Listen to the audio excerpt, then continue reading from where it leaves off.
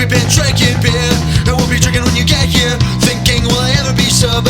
Hoping this will never be over. And I'm drinking beer, and I'll be drinking when you get here. We started drinking Alright, so we are here on Beer and Bullshit live for the 2019 federal election. Jay, we're hanging out with some real special guests tonight. Very special. Very, very special guests.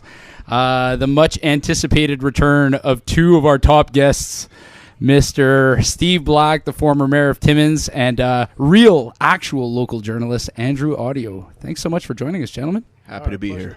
Are you really happy to be here? Yeah, for sure. Well, we're very happy to have you because I don't know anything about this stuff that's going on television right now. So I don't know what's going on. Yeah, so I think we need some people who know a little bit about what's going on tonight to give us some real in-depth analysis on our podcast. So I'm really happy to have you guys on the podcast tonight. Thanks so much for coming. Well, I'm sure just like anyone in the country, we know exactly what's going on tonight. Like everybody in the country? Yeah. And so you guys, like I said, thanks so much for joining us. And what I'm hoping for tonight is that we can actually try to make some sense of what this last campaign was about, because this is, in some sense, a historic campaign. They're predicting this to be one of the most uncertain ones in recent history or in all of Canadian history. I guess since Joe Clark's, he kind of had like a little slim minority there in the early 80s. But yeah, everything points to a real nail-biter at the end here. So we'll see what happens. But We'll I see. think the way you've seen it go back and forth, it's definitely been an interesting couple months over the course of the campaign. And then with the recent surge of the Bloc and the NDP back into the race, it's definitely made the last couple months interesting. Yeah, definitely. I think it's, I don't know, it's going to make for a nail-biter of an evening. So, I don't know. We're watching the CBC feed here, so I don't know. This is state broadcast television, so of course. This will be lost as soon as Mr. Scheer wins and cancels CBC News, which has been declared by him once before. Is that what he said? Yeah, He said that he would cancel CBC News. News, yeah. Not the channel, just news. And what was the reasoning behind that? Left-leaning. Clearly. Yep. Are we not a left-leaning country? Yeah, well, that's more. I think it was a bit of populist bullshit, but 32% would argue that at least. Yeah, so far. Oh, yeah. So what? I want to talk predictions first. So we were talking a little bit about this before the podcast started, but Steve, what do you think the result's going to ultimately reflect here tonight? Yeah, I think we're like most of the predictions. It's obviously commonly predicted that it's going to be a minority government by the end of this. My prediction's a Liberal minority government. I think they'll get around 149 seats by the end of the night. If you look at the current predictions from Atlantic Canada, they're mirroring the 338 predictions pretty closely right now. So we'll see if it follows that trend throughout the night. But I think we're headed into that minority territory, and I think if Scheer doesn't get a majority, he's in trouble given the position the NDP has taken. Yeah, fair enough. And what do you think about that? What are your personal opinions on that? I think it's a natural thing. You have two parties that are left-leaning, and you have one party that's not. Clearly, the left-leaning parties would normally want to keep a left-running government. Yes. So, although there's been a lot of criticism from the right-leaning party and their supporters, I think it's a natural thing that if you're going to go into a government and try and form government, that the left-leaning parties would try and team up. There'd be some coalition there. And Andrew, what do you think is going to happen tonight? well, I agree. It's going to be a minority government. Whether it comes down to, I guess. I mean, we know Alberta's going to be basically a blue sweep, but like you say, Ontario, it probably is going to decide it if the Conservatives get, like you say, maybe eat into some of those, at least ridings around the GTA. They might have a chance, but I think we'll know by the time Ontario results get in if the Conservatives are in a good position here. But okay, now whether or not they're in a good position, not whether or not they're going to be able to form government. Right. Well, because Scheer's made it clear he doesn't really want to partner up with anybody. Yeah. So he, like Steve said, he's in trouble without a majority. So it's a strange move when he ruled out that, because I think the obvious split was going to be a possible Conservative Bloc coalition versus a Liberal NDP coalition, and he kind of ruled that off pretty quickly, right? Yeah, and I think that's kind of weird, especially considering all the projections were showing like either a Conservative minority or a Liberal minority, right? It's a strategy to try and force people to vote for you and not not risk the coalition, but I don't think he was running in second in most of the Quebec ridings that the Bloc is going to compete in. So it was an interesting move given where the forecast at the time were, but principled, I guess. Yeah. Is that what you would call Andrew Scheer? Principled? That Principled in not answering questions? That move. In that one particular move. Jay, what are your predictions for tonight? Well, first, are we saying Andrew Scheer is afraid of minority government because he doesn't like minorities? Is that what? No. Never mind. We're talking about. Sorry, completely different. Sorry, bad joke. Yes, very bad joke, Jay. I do believe minority. What was I saying originally? 142. Yeah. I'm not sure exactly what the whole split would be, but that's like the number I was originally throwing out there. That's what I think it is. Coalition government makes sense. We are a parliamentary system. Coalition governments are done everywhere else to have parliamentary systems except Canada for some reason. Look at the UK. They switch prime ministers out of, a single vote happening. Like, that's just how things happen. There's nothing in our constitution that says anything about a prime minister. That's not in our constitution. The prime minister is only picked by the majority members of parliament and is recommended to the governor general, who then is actually the head of government, who picks who the leader of the governing party will be, or a government will be. So I got to ask you, do you think there's going to be a formal coalition, or do you think it's going to be a Liberal minority just backed by the NDP?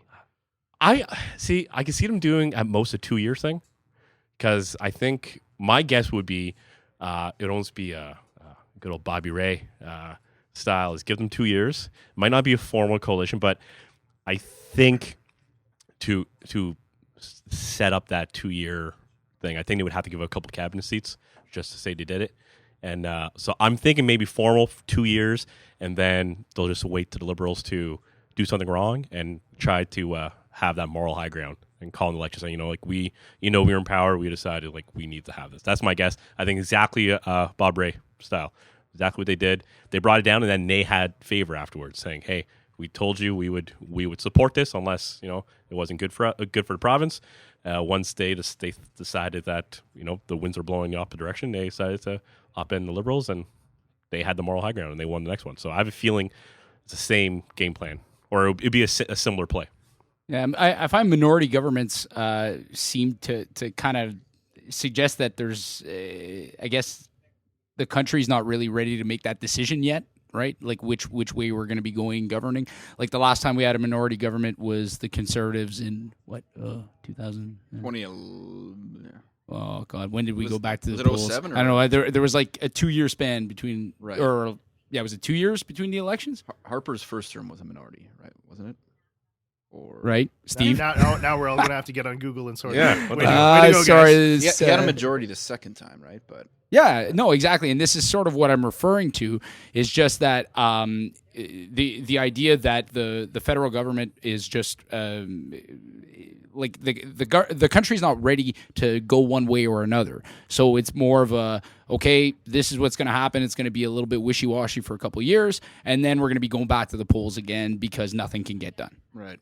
Yeah, I think we're definitely, if it pans out as people are predicting tonight, we'll definitely be heading back to the polls in the next couple of years. And my bet is with 3 new leaders.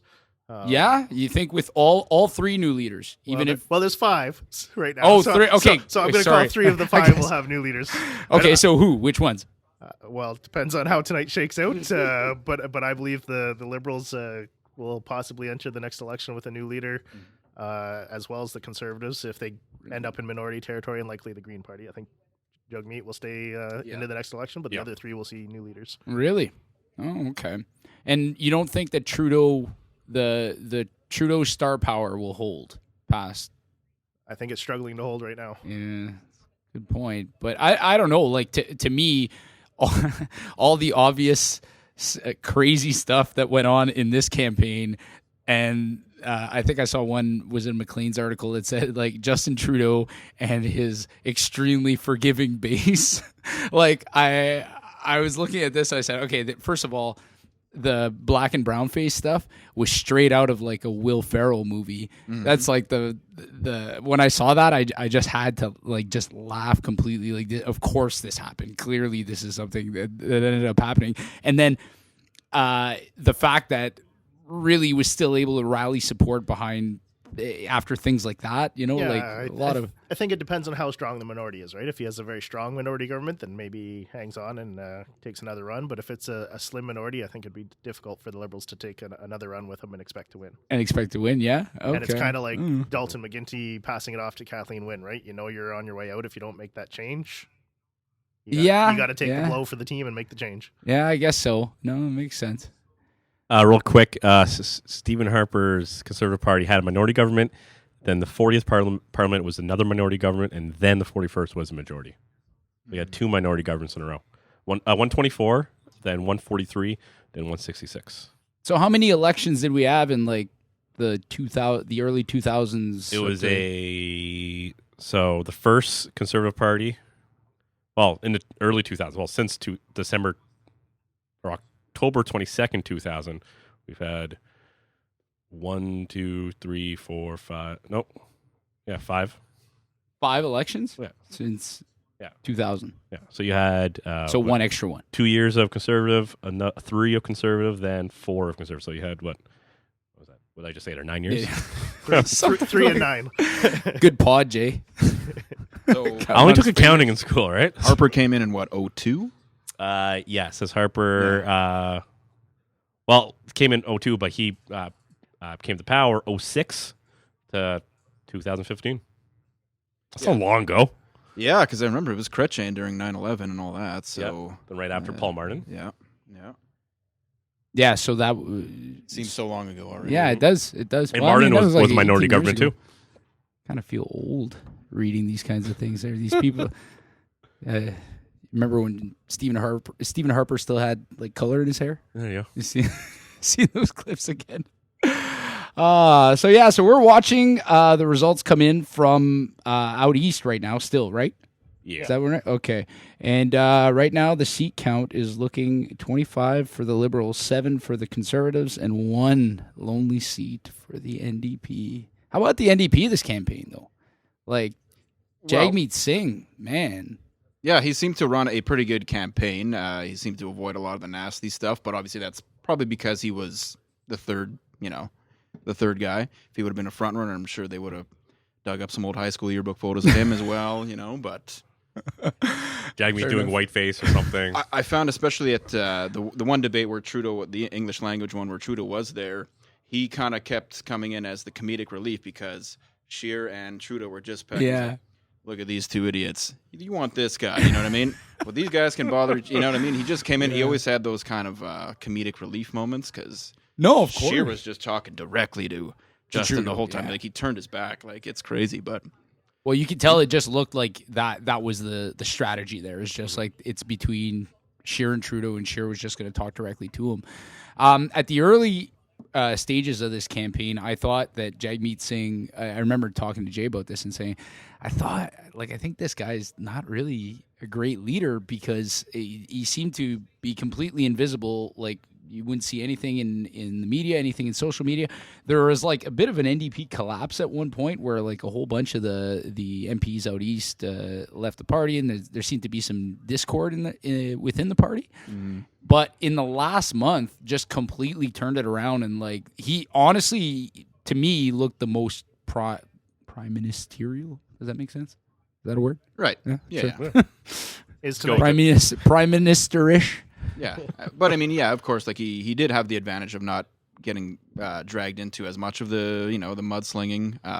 So he could just kind of, appear very chummy and inclusive and seemed to work out pretty good for him, but Yeah, I mean, I think I wrote them off too very early in the campaign as possible decimation and non-party status, and he has rebounded. He did handle himself very professionally in the debates. Yeah. And as Andrew mentions, kind of when you're not a front runner, you're not necessarily under the attack. But I think they'll be very similar to where they are now going into the election. So it's not going to be a breakthrough election for the NDP. They're not going to take leaps and bounds and jumps up in the seats. But maintaining where they were going into this, given where they started the campaign, is probably a big win for his future, at least staying on as leader of the party. Yeah, definitely.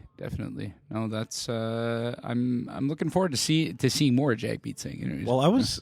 Oh, sorry if I was going to catch you. oh off yeah, there. just real quick. Looks like Fredericton has the Greens in the lead Yeah, currently, so they leading got right one now. there. So Oh, there we go. Oh, that might make my 2 prediction off already. Yeah, leading by vote share is 8.4%. Not many votes in, 27,000 votes. Could be just a little anomaly here. Could be because I think That- it was Liberal and then just moved over to the Greens. That was the one that they said I think was most in play for the Greens, though, out east. Well, what I was thinking about, last election. Oh, there you go, Freshman 806. Oh, leading by 87. Not a lot of votes though, but oh, I said pretty. The 3, like that's even not that far off. 806 to 677 is not even that far off. But yeah, I was thinking like last election. Originally, you had Harper and Mulclair. These two were going at it, and people were saying, like Mulclair might take it, and they were worried about Angry Tom coming out, blah blah blah. If you're hoping for the orange sweep, it better start soon. Yeah, no, but at the time, no one thought anything about Trudeau. Yeah. And it was like 2 debates in, and then suddenly this Trudeau wave came out of nowhere, last second. So like, it's hard to, I think now we're far enough in that you can make a prediction. It's pretty simple now. And I think at the time, this time last year, no one was surprised by what happened. But it's crazy how we originally, when election gets called, you discount the one party right away, and then. But I think Jagmeet was doing a bit of that. Was like, you know what? I'm not going to get into it. These two, let them go at it, because it was Harper, Mulclair yelling at each other, and you had Justin just doing his thing, playing his game, and that worked for him. I think Jagmeet attempted a similar thing because he also did he wasn't they didn't have an election called for his seat to run, so he did the let's be on Power Politics every second night. Let's go across the country. Let's talk to everyone. Like they did what Trudeau did before he got his seat. So I think there was an attempt to kind of recreate that fire, but Well, there was also the consistent messaging, and I wanted to sort of talk about that NDP platform, like all the big ticket items that they're talking about here. You put something on your post because you made your allegiances pretty clear recently to the Liberal Party, which may come as a surprise to some people messaging this podcast on Facebook anyways. But no, you made a comment in that post about how the NDP is able to promise some of these big ticket items, but in a sense, never really having to stand up to them in their success or failure in Parliament, because knowing that they will very likely not form government. Yeah, I think when you're running, and if you are of the belief or understanding that you're not likely to form government, it opens up the ability to make a few promises that might more difficult to make if you're looking at forming government and having to honor those promises. So, free dental care and free pharmacare and free housing sound like big, bold ideas, and will win a lot of support in people leaning that way.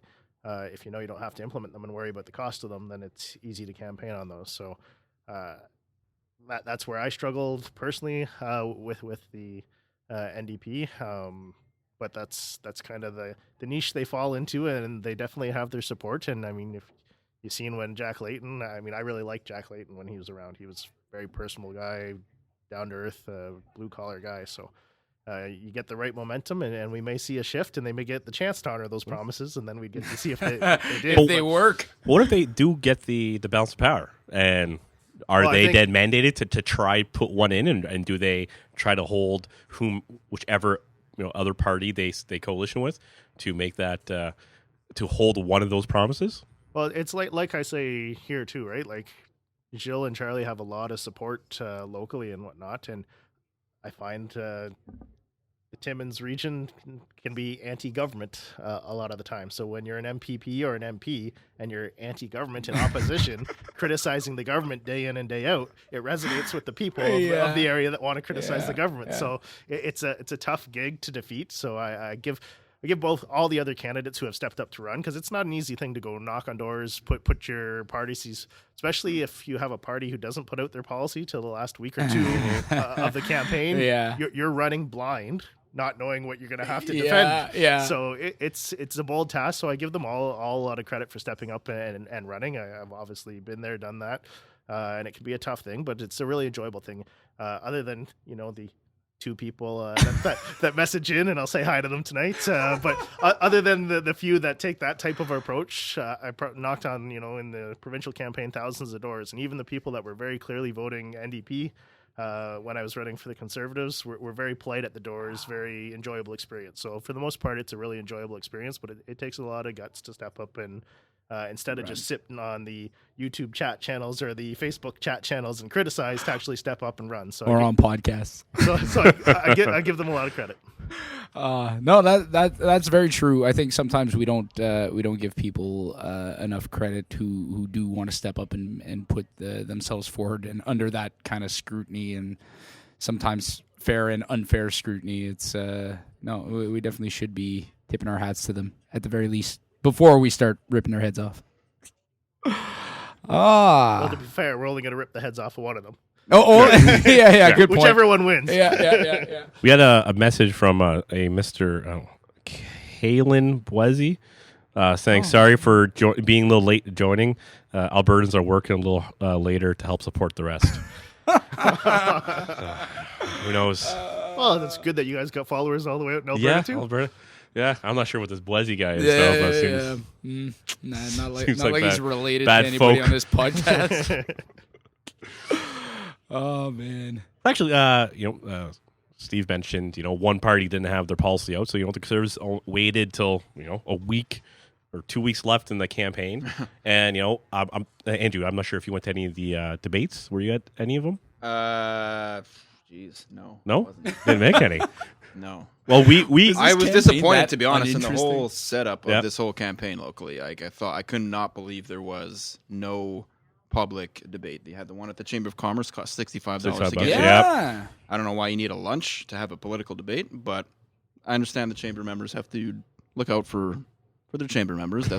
And I had this discussion with some of them too, so it's not like I'm just ripping them here, Yeah. but yeah, like it was very bizarre. There was no No public debate, No. nowhere. Like there was Not one here. 4 years ago, though, right? Oh, Like, yeah. When at the TH. Yeah, that's right. The With one. the it was the local media. We put it together, and then of course John Curley bailed out 2 hours before. Yep. So that really then they left threw the a empty wrench seat there. in our plans. I like there, that but, yeah, well, hey, it's just like what happened at the first debate too. They had the empty podium for Yeah, for but- Trudeau, and Yeah. they were talking to it too. What? Eh? One worked out a little better than the other, I think. Yeah, well, so, too. for sure.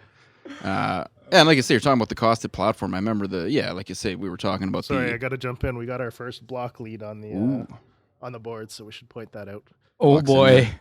I'm assuming in Quebec. Fair assumption. Yeah, no kidding. We didn't have a block candidate here in Timmins. I know. It would have been quite fun to chat with that individual. But like you were saying, the only really open to the public. I guess the chamber had one afterwards later on, but it was that lunchtime again? Was it during the day, or was it later at night? I thought they only just had the one. Yeah, they only during had the one. Well, they were at talking the about it a Dante second. Club. All right, well, Yeah, I think there was one in Kirkland Lake. Okay. Or Yeah. see, but the thing is, there's also ones that are meet the candidates Yeah. events, which Oh, I that guess might are be. less kind of formal debate style, where it's maybe a little more civil. I guess maybe that's probably better, but yeah, because I think that's what the chamber had a meet the candidate at Surge Bar. right. Yeah, just the other day. Yeah, Yeah, that's what it was. Okay. Because we ended up moderating the food Mm-hmm. security one done by the Anti-Hunger Coalition, which was interesting. What was the public turnout for that? Like how Really many good. It was packed. Good? Yeah, well, That that's place good. was packed. I think it was the idea is there's a free meal, so it brought a lot of people who wouldn't come. Yeah. That they showed up, but like there were Chef some questions. just that- there to eat. Yeah. Chef Michael York Oh yeah, Yeah, nice. So from it was Foster solid. Jane's. yeah. Oh Yeah. man, It was did he ever solid meal. make a good meal?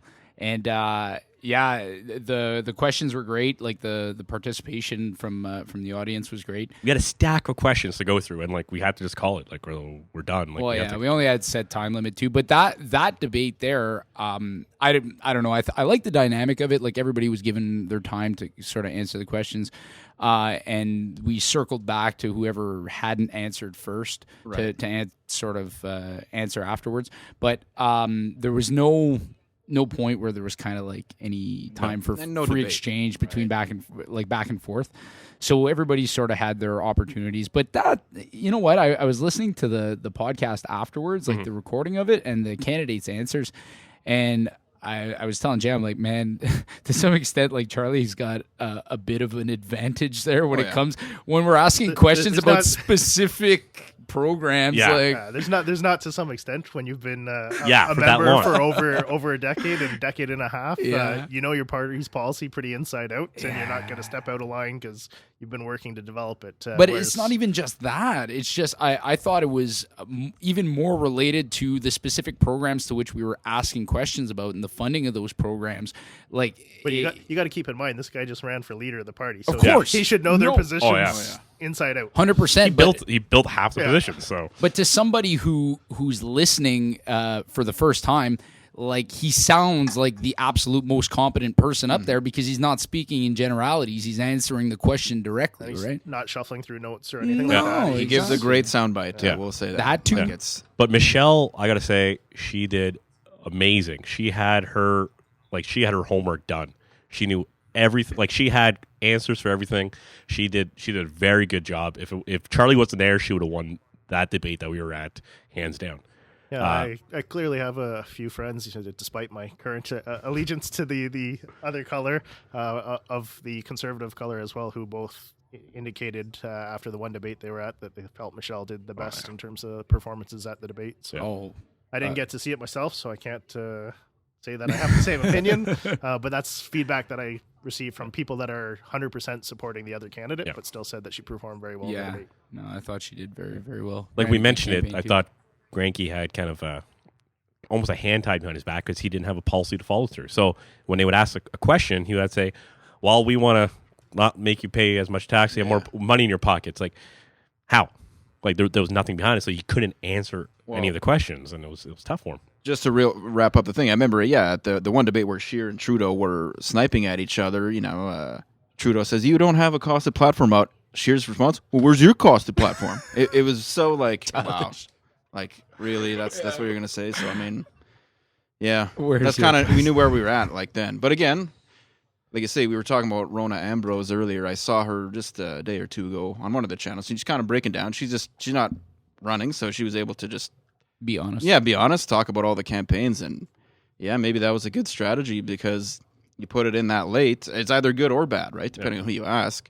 Because then it can't be ripped to shreds. And I think if you're going to make $50 billion in cuts, avoiding those discussions at the debate is a strategy. Yeah, definitely. Like, where are you going to find these cuts? Like, what specifically are you going to be cutting and so on?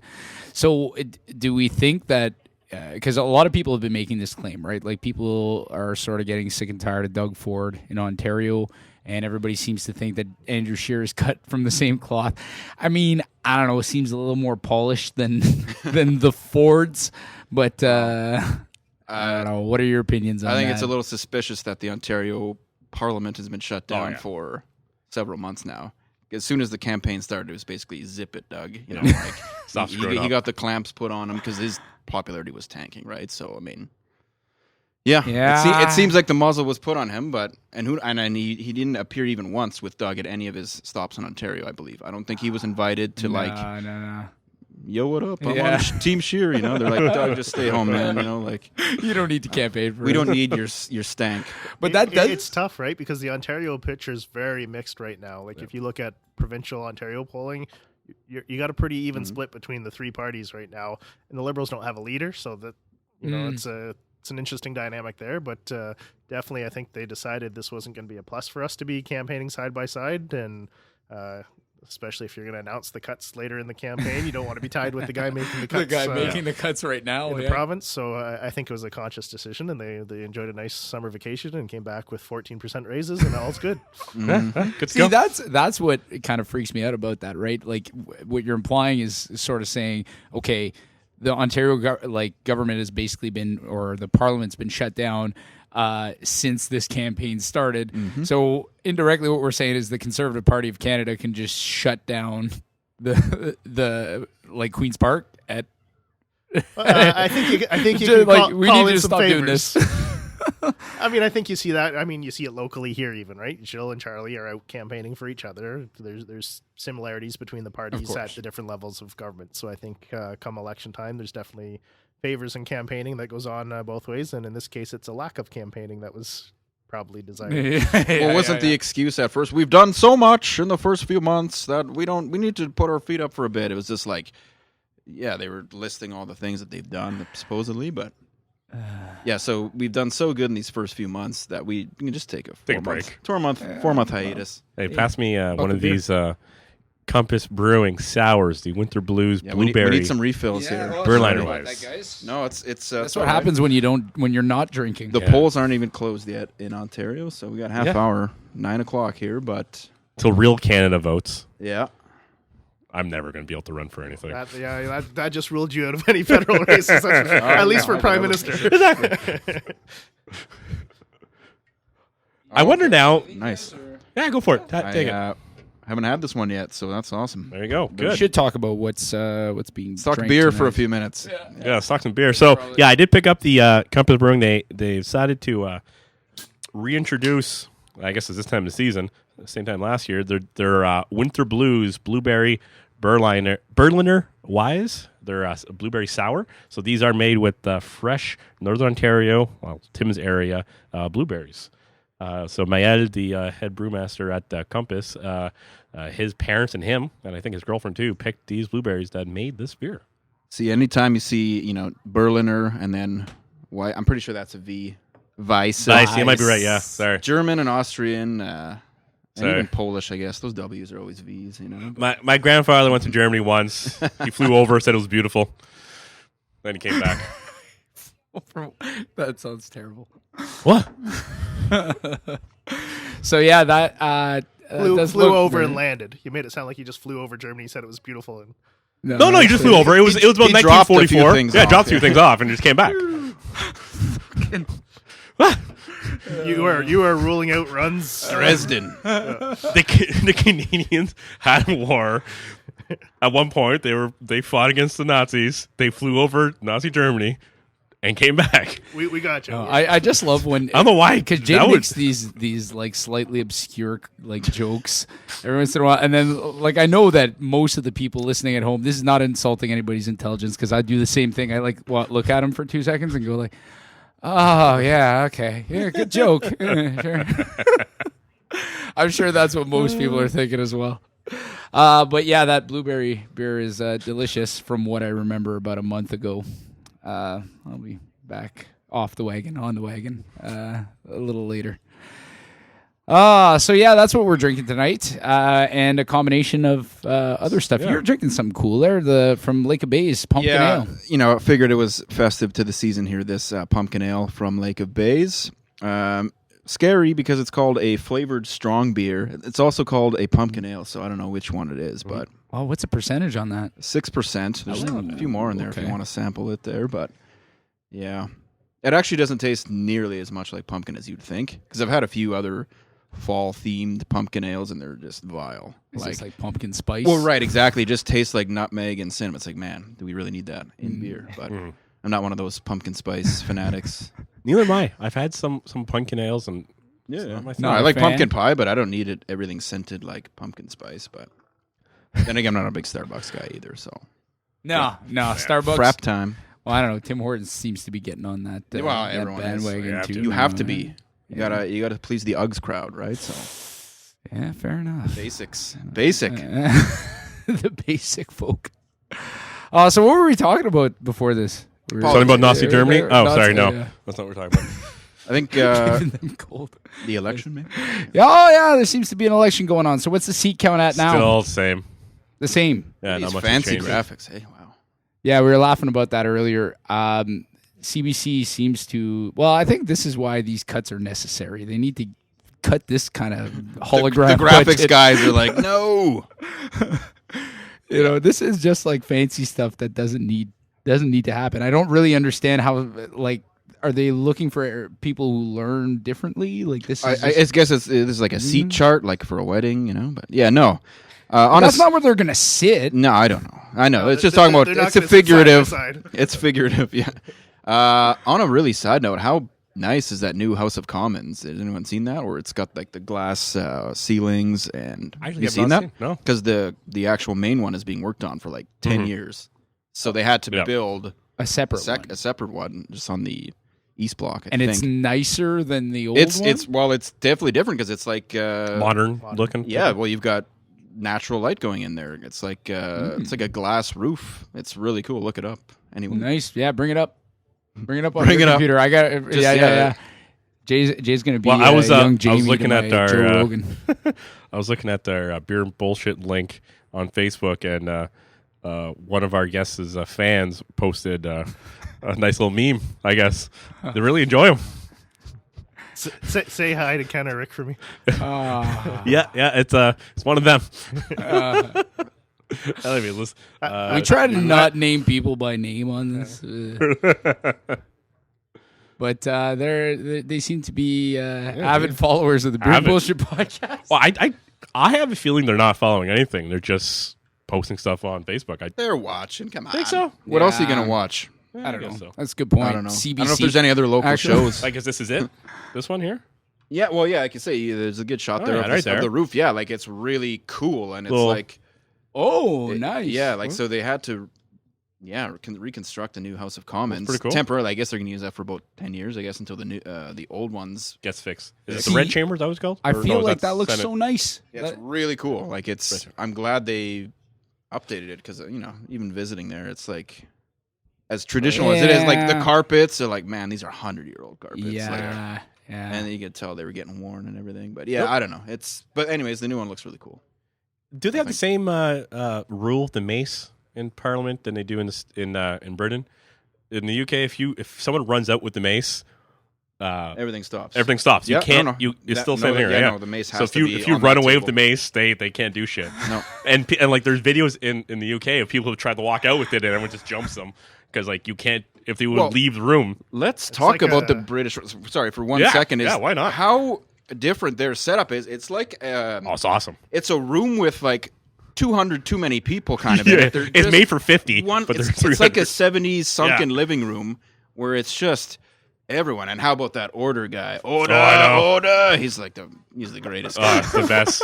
But I mean, uh, it's just chaos. Like the British one is just. Well, they're a little It's bit fun. Yeah. No one has it desks. does- They're just sitting there in Yeah. chairs yelling. Throwing Like, paper at Yeah, each they're other. in a bit of chaos right now. Yeah. Yeah, Well, they're a little bit of especially chaos. right now, eh? But Yeah. didn't Boris get a deal?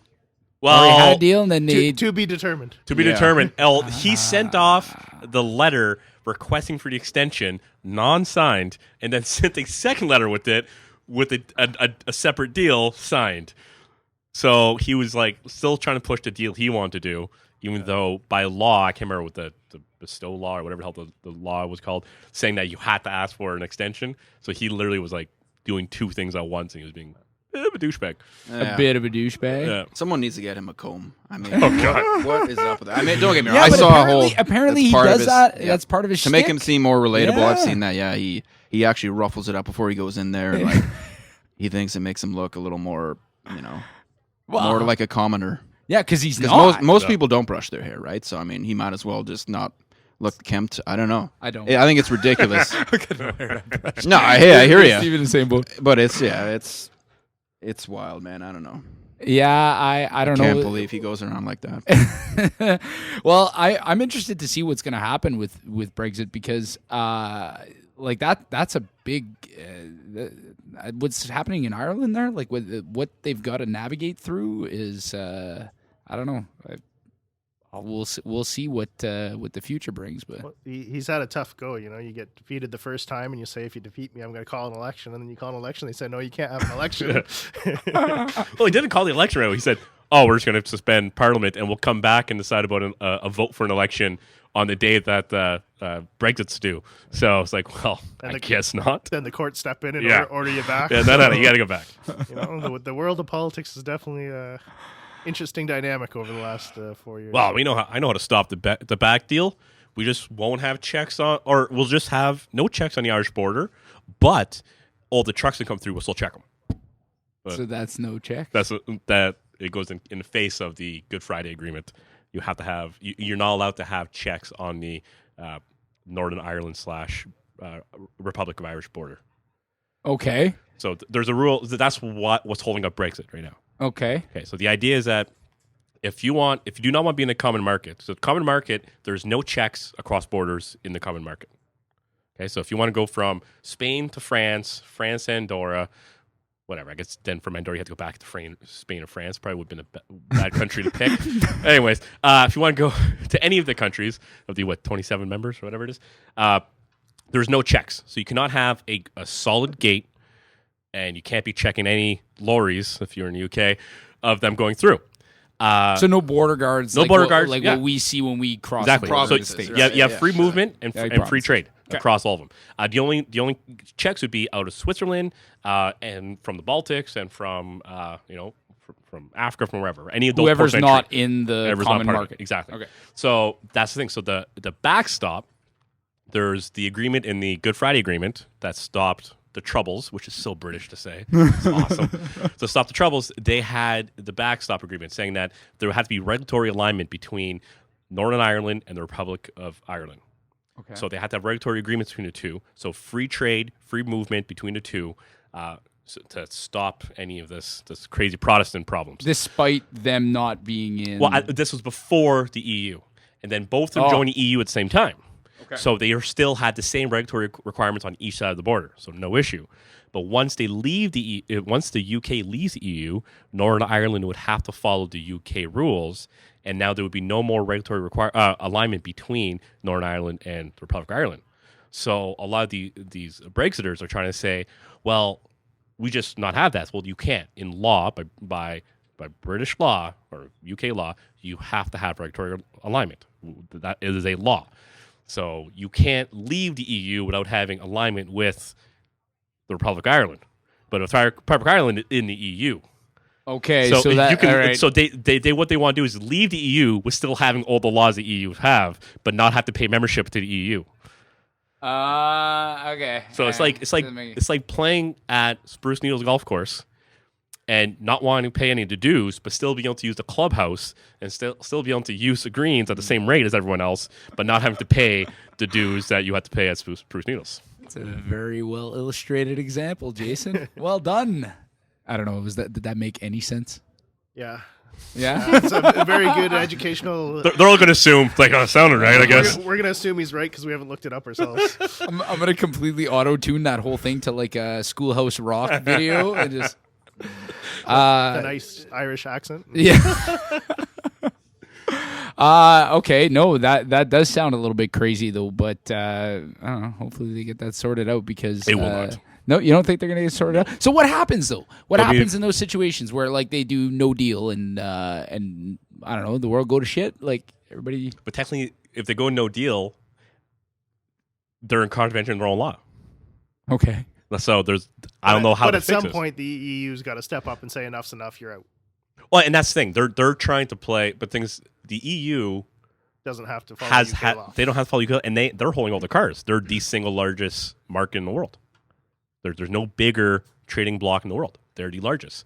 So, all right, it sucks to lose the fifth largest economy, but they still have all these other ones. So they hold the cards. The UK doesn't. The UK will lose out on this by far. You're going to see. I know they're throwing numbers around, but like hundreds of billions of dollars essentially erased overnight once they leave. So gone. So they're in a rough spot. Yeah, at one point they leave and they have no deal. How do you fix it? I don't know. What do you do instead? The hell if I know. But they have to figure something out. I have a feeling what it is before it happens, the Lib Democrats call an election. There's an election.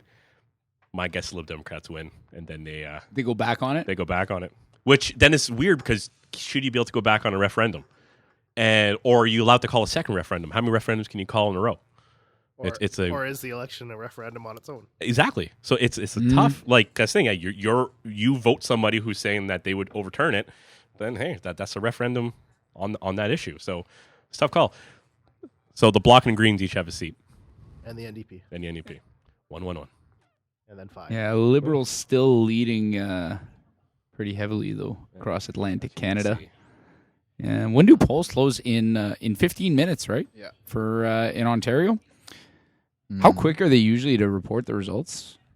That's pretty That's- quick. Yeah, usually, As soon as They start like the polls trickling in. close, they start. Those leading and Yeah, exactly. Oh man, Elizabeth May. How about her this this election and this campaign. Impress me. No, I feel like she didn't have the allure that she had brought to the Greens a few years back. I think. No, I think the general consensus was, just from watching the debate, some of the debates, and getting feedback from various national journalists on Twitter, is that people were generally impressed because Liz May seems to be able to work the debate formats the best. She comes off like she respects the process and all that. She's not trampling over everyone, but like you say, they only really realistically have a shot at 2 or 3 or 4 seats, mostly on Vancouver Island. But do you think that has a lot to do with the overlap with the platform with the NDP?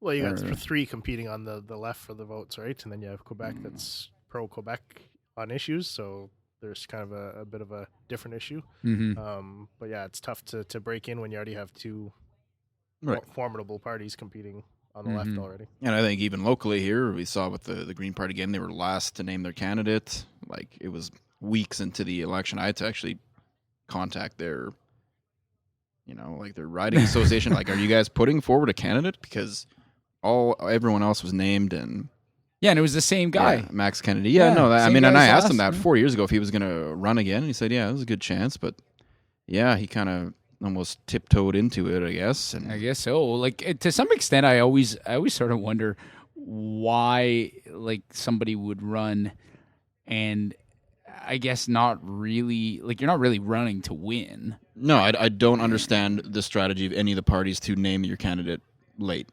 I think it's horrible. It's a horrible strategy. If you're going to take on an incumbent that's as entrenched as Angus, you got to get out there early. I was just going to say, even having been one myself, when you're running against Jill and Charlie, a lot of the time you're not running to win. No. But I mean, to some extent, if you're what's the idea behind it? Is it just to have the experience of running? Is it to? Well, I think if you're going to take serious runs at Jill or Charlie, you either have to have the momentum and the sweep that was last election, where someone has that whole nationwide wave behind them, and then it got reasonably close, I'll say. Not extremely tight, but reasonably close. Or you have to take a couple runs and build that name recognition, or have an established name brand in the region and make that run. So it's difficult if you're going to come in on a one-off with not a whole lot of name recognition and try and beat one of the guys who's, when the election call drops, they don't start looking for volunteers. They flip the switch and the volunteers go. Yeah, exactly. Like, you've already got your machine in place, right? Yeah. Okay. No, makes sense. And I think if we were not represented by the NDP on both the provincial and federal level, if we had somebody who had the name recognition at the provincial level, but for a different party, and decided to run federally, right? For some reason, I don't know, or vice versa. It'd be I think there might be some opportunity there. Well, I think when you look at the Trudeau wave last time that there was, if you had, and I'll throw him under the bus here, but former Mayor Tom Loughran running in that race as a Liberal, there might have been a chance that Charlie might have got knocked off with that wave and Tom's name recognition in the whole district, right? Because you got to think, Timmins is the biggest part of the riding, and name recognition in Timmins is one thing, but there's a whole lot of votes outside of Timmins as well. So if you don't have that high-profile candidate, very tough to break into those other jurisdictions. And you look just at this, I don't know if any of the candidates other than Charlie had an office outside of of Timmins. Yeah, good point. So where they got multiple volunteers and multiple offices making phone calls in each of their communities, an office where people can walk in and pick up signs. It's a different ballgame if you're trying to compete from one location. Yeah, that's fair. And I think that if you're living in Timmins, you might be tempted to just kind of see it as this is where the whole game's going on, right? But provincially, that's the case now. That's what it's now. Yeah. Timmins is it's its just own Timmins? It's its own riding now? Yeah. Oh, wow. They separated it all, so it's just Timmins, because I'm sure everyone else felt, well, Timmins decides everything anyways, so... Well, originally... They might have to do it federally, too. You might have to look at that. I don't know. But provincially, the idea was originally... The original idea for the 2 new ridings was to have 2 ridings that were majorly represented by First Nation population. Yep. And then they switched out the James Bay one to include Cap and Hearst, and it's no, it's majority Francophone now. Yeah. And it's that wasn't the original intention. Huge so fail. It would have been Hearst and Cap and Timmins, essentially, which That would have been interesting riding. Like everything just sort of northwest of here, kind of thing. Well, the Highway 11 The Highway 11 up there, corridor and us. which is basically where the population stops, essentially, until you get up to the James Bay coast. But then you would have a riding of With very 12 few people. Yeah. Right. Yeah, so that's why part of why they made It makes the sense. change. I understand. But it's when the original intention was to do one, they were trying to give additional. That got panned by many journalists, the way that went down. But yeah, you'll have to refresh my memory. When did this happen? The split, so it was before the last provincial election that they realigned some of the ridings. That they sort of so the last one where Gilles won, because he would have had the option to run in either one, I guess, but he chose Timmins, where his base is, I guess, where he makes lives. sense. Yeah. Where he lives. It makes sense. I am being told or wondering if you guys are Nazi sympathizers because you seem to take the wrong stance on that joke I made. That you were so worried about offending people that you took the stance that you were scared that I was going to make fun of the Nazis. That's Not even going to dignify that with a response. no. I got to say, it was still a solid joke. Anyways. I had to think about it for a second. I think somebody put that up. They said everybody was shaking their head at that joke. I don't understand. Oh, man. So we are 9 minutes away from the on. polls closing in Ontario, and we're going to see some craziness in Ontario? Well, you'll have Ontario and most of Quebec coming in the near future, Yeah. so you'll get to see if that trend is definitely there, and if the Liberals take a commanding lead, that's hard. Think to it's read. over? Yeah, then I mean, you assign the 34 seats or whatever it is in Alberta to the Conservatives, and then a chunk of BC, and slight majority. And that's basically it, right? I would assume so. Apparently, if the Liberals get less than 60 in Ontario, they're in serious trouble. Yeah, that's what they're. That's kind of what the general saying. consensus is. I mean, there's a lot about ridings that are toss-ups, I but think the Liberals need at least 60. I think you're in the 60s and the 40s in Quebec for them to. Do you agree with the statement of the incumbent has the advantage? Depends on the incumbent's performance, I guess so. But I don't know. I would argue You definitely have the teams, right? Yeah, you have the teams. You have somewhat of a name, I guess. You got Right, the you're people. known. Yeah, You got the money, Yeah. usually. Hopefully. No, hopefully you got the money. Yeah. Well, people still have. That's usually a good sign, right? That people are supporting you. Yeah. So. But that's a big difference, right? When you have such a large seat count, and then you have the NDP trying to get back to where they once were. Funding's a little different between the NDP and the Liberals or Conservatives to run a campaign. So you got to be pretty strategic and make the right moves at the right times. I mean, you don't get the big donor dollars.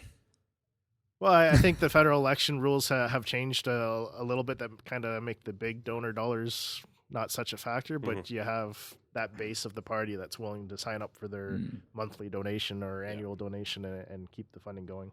But that's a big difference between our Canadian politics and American politics, right? It just seems I don't know. I want to say it seems a little bit more civil because of it, but I don't understand why everything takes so long in the States to do. Their elections basically take 5 years, and the terms are only 4. Because they're always campaigning. Well, and just the money involved, right? When you look at trying to solve some of the issues and you see the hundreds of millions of dollars instead of being spent on something. And these debates and these big fancy sets, and there's 15 people on stage, and they all get to speak for about 40 seconds at a time. Yeah. I don't know. It's so ridiculous. The second one election ends, they're you campaigning got primary, for the next. you got to get ready for the like midterms, and then you got that, and it's just it's bananas. It's got to be you're exhausting. constantly in political mode. I'm glad ours are a little more expedient. It's true. You get a couple months of intense campaigning, and if you spend a lot of time on Facebook, you see the.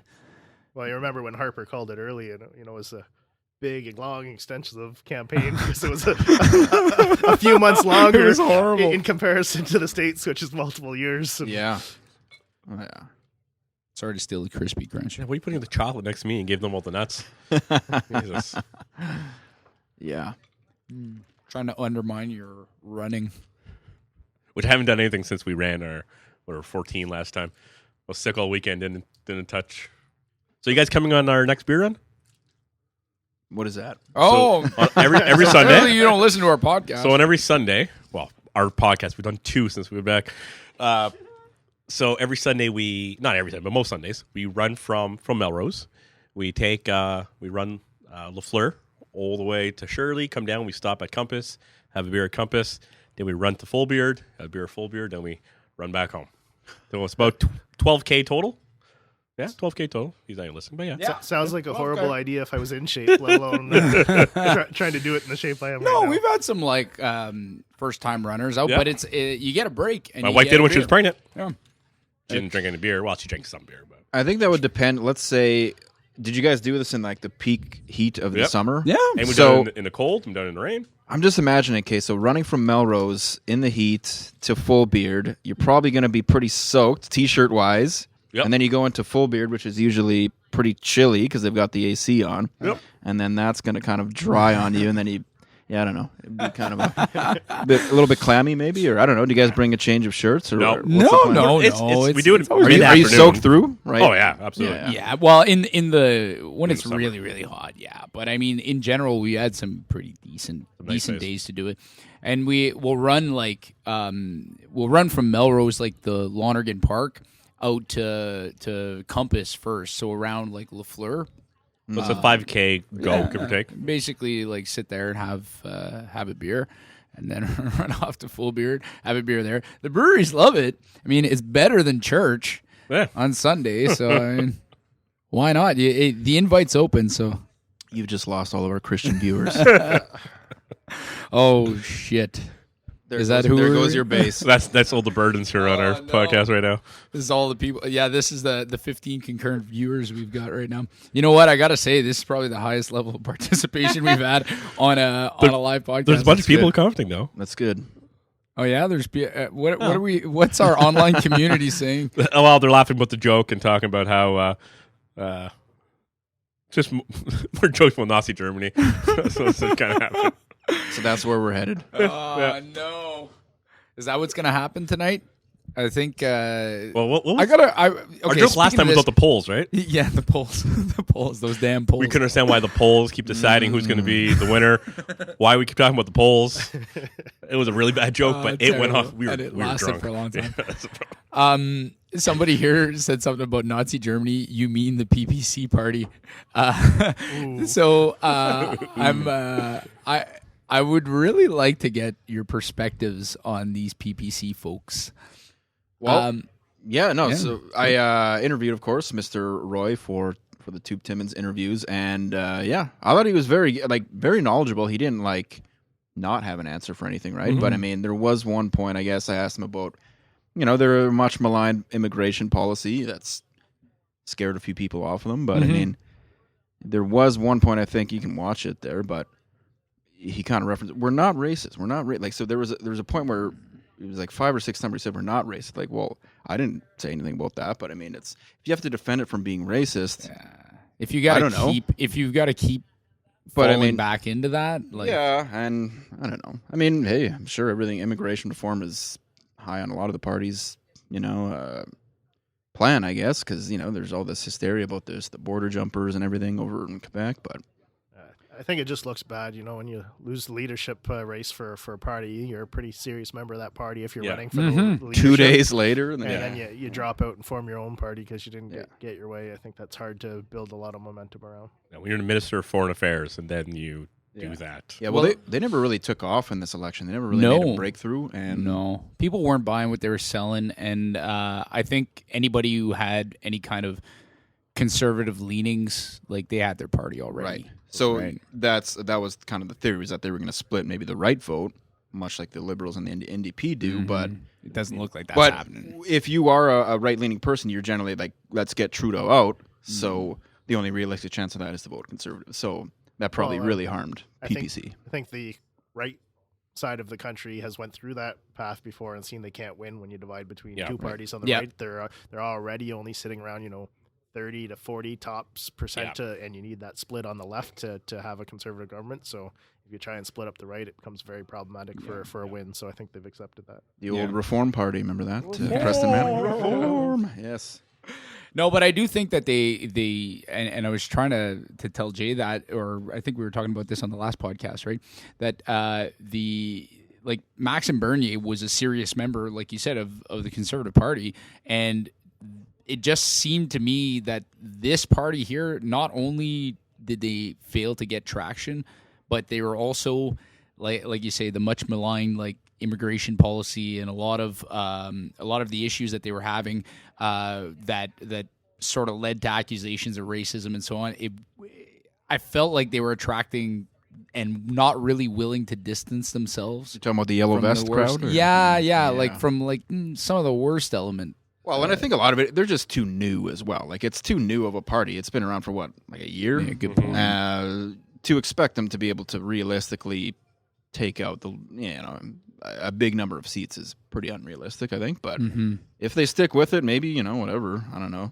Well, Maybe in 4 years or 2 years or whatever, we're going to do the next one. But Depends what happens, Yeah. right? Yeah. And I think immigration on the bigger picture is a fairly divisive topic when you get into political debates to begin with. So when that becomes the centerpiece of your team's focus, it's tough to run a national campaign on. Immigration, If you had all the other bullet points that people were resonating with and whatnot, and then could say, well, I can put up with this, or I can appreciate this where it's coming from. Then it becomes a little different. But it's just.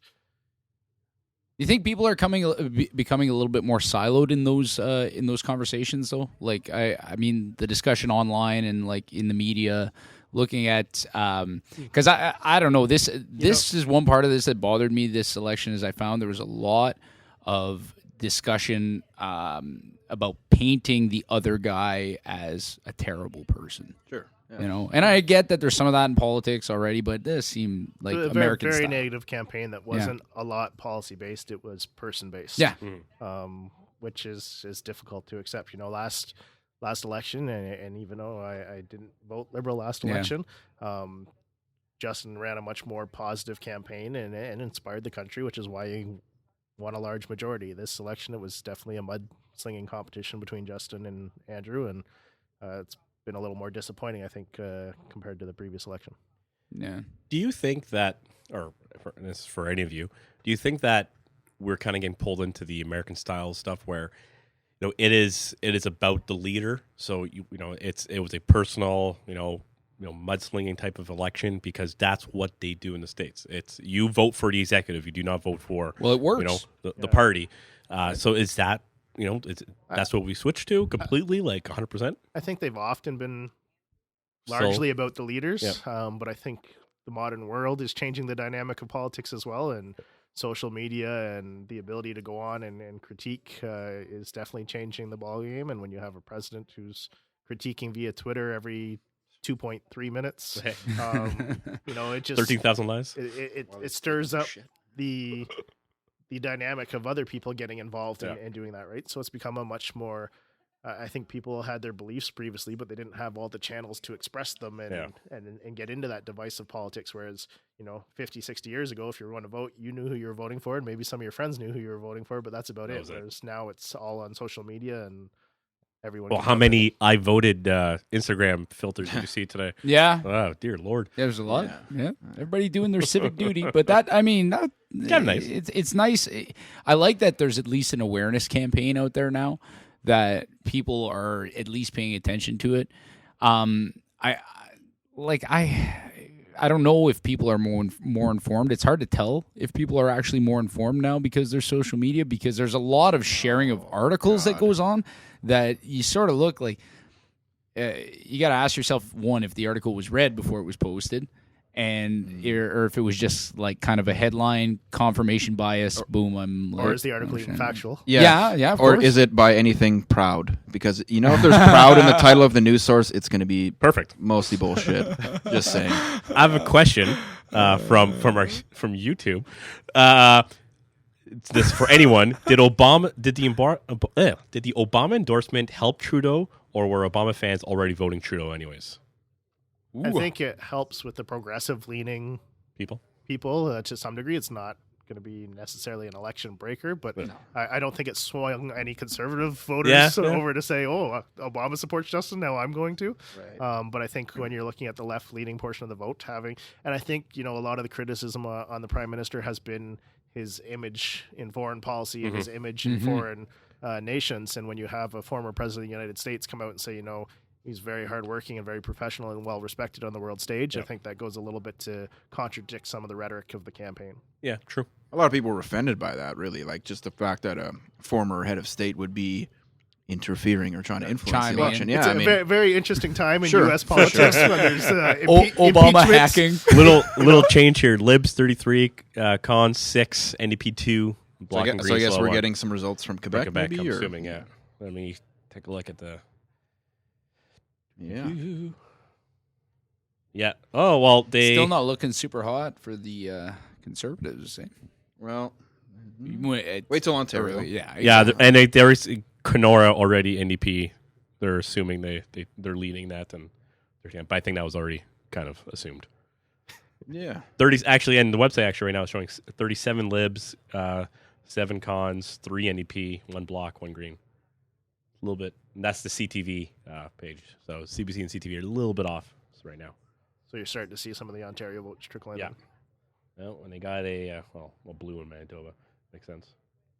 So yeah, Oh, leads by 30. Does that count? Can you really count that? One of 209 polls reporting. Yeah, like come on. That's like the first riding out east they put up, and it was conservative leaning, and then there was like an 8-vote difference or whatever. And I love the faceless people Yeah, too. yeah. Yeah, man. they couldn't find a stock photo of I'm this sorry, guy. that Eight is for nothing one short photo. of just At all. embarrassing. Like, Yeah. how the hell do you not have a photo of the guy? Like, how does that happen? That's day one when you name yourself as a candidate. You have- Okay, don't you have to have we a need picture for some. the paper? Yeah, we needed some official photos. Let's get our face out there. Legitimately We're a good. candidate.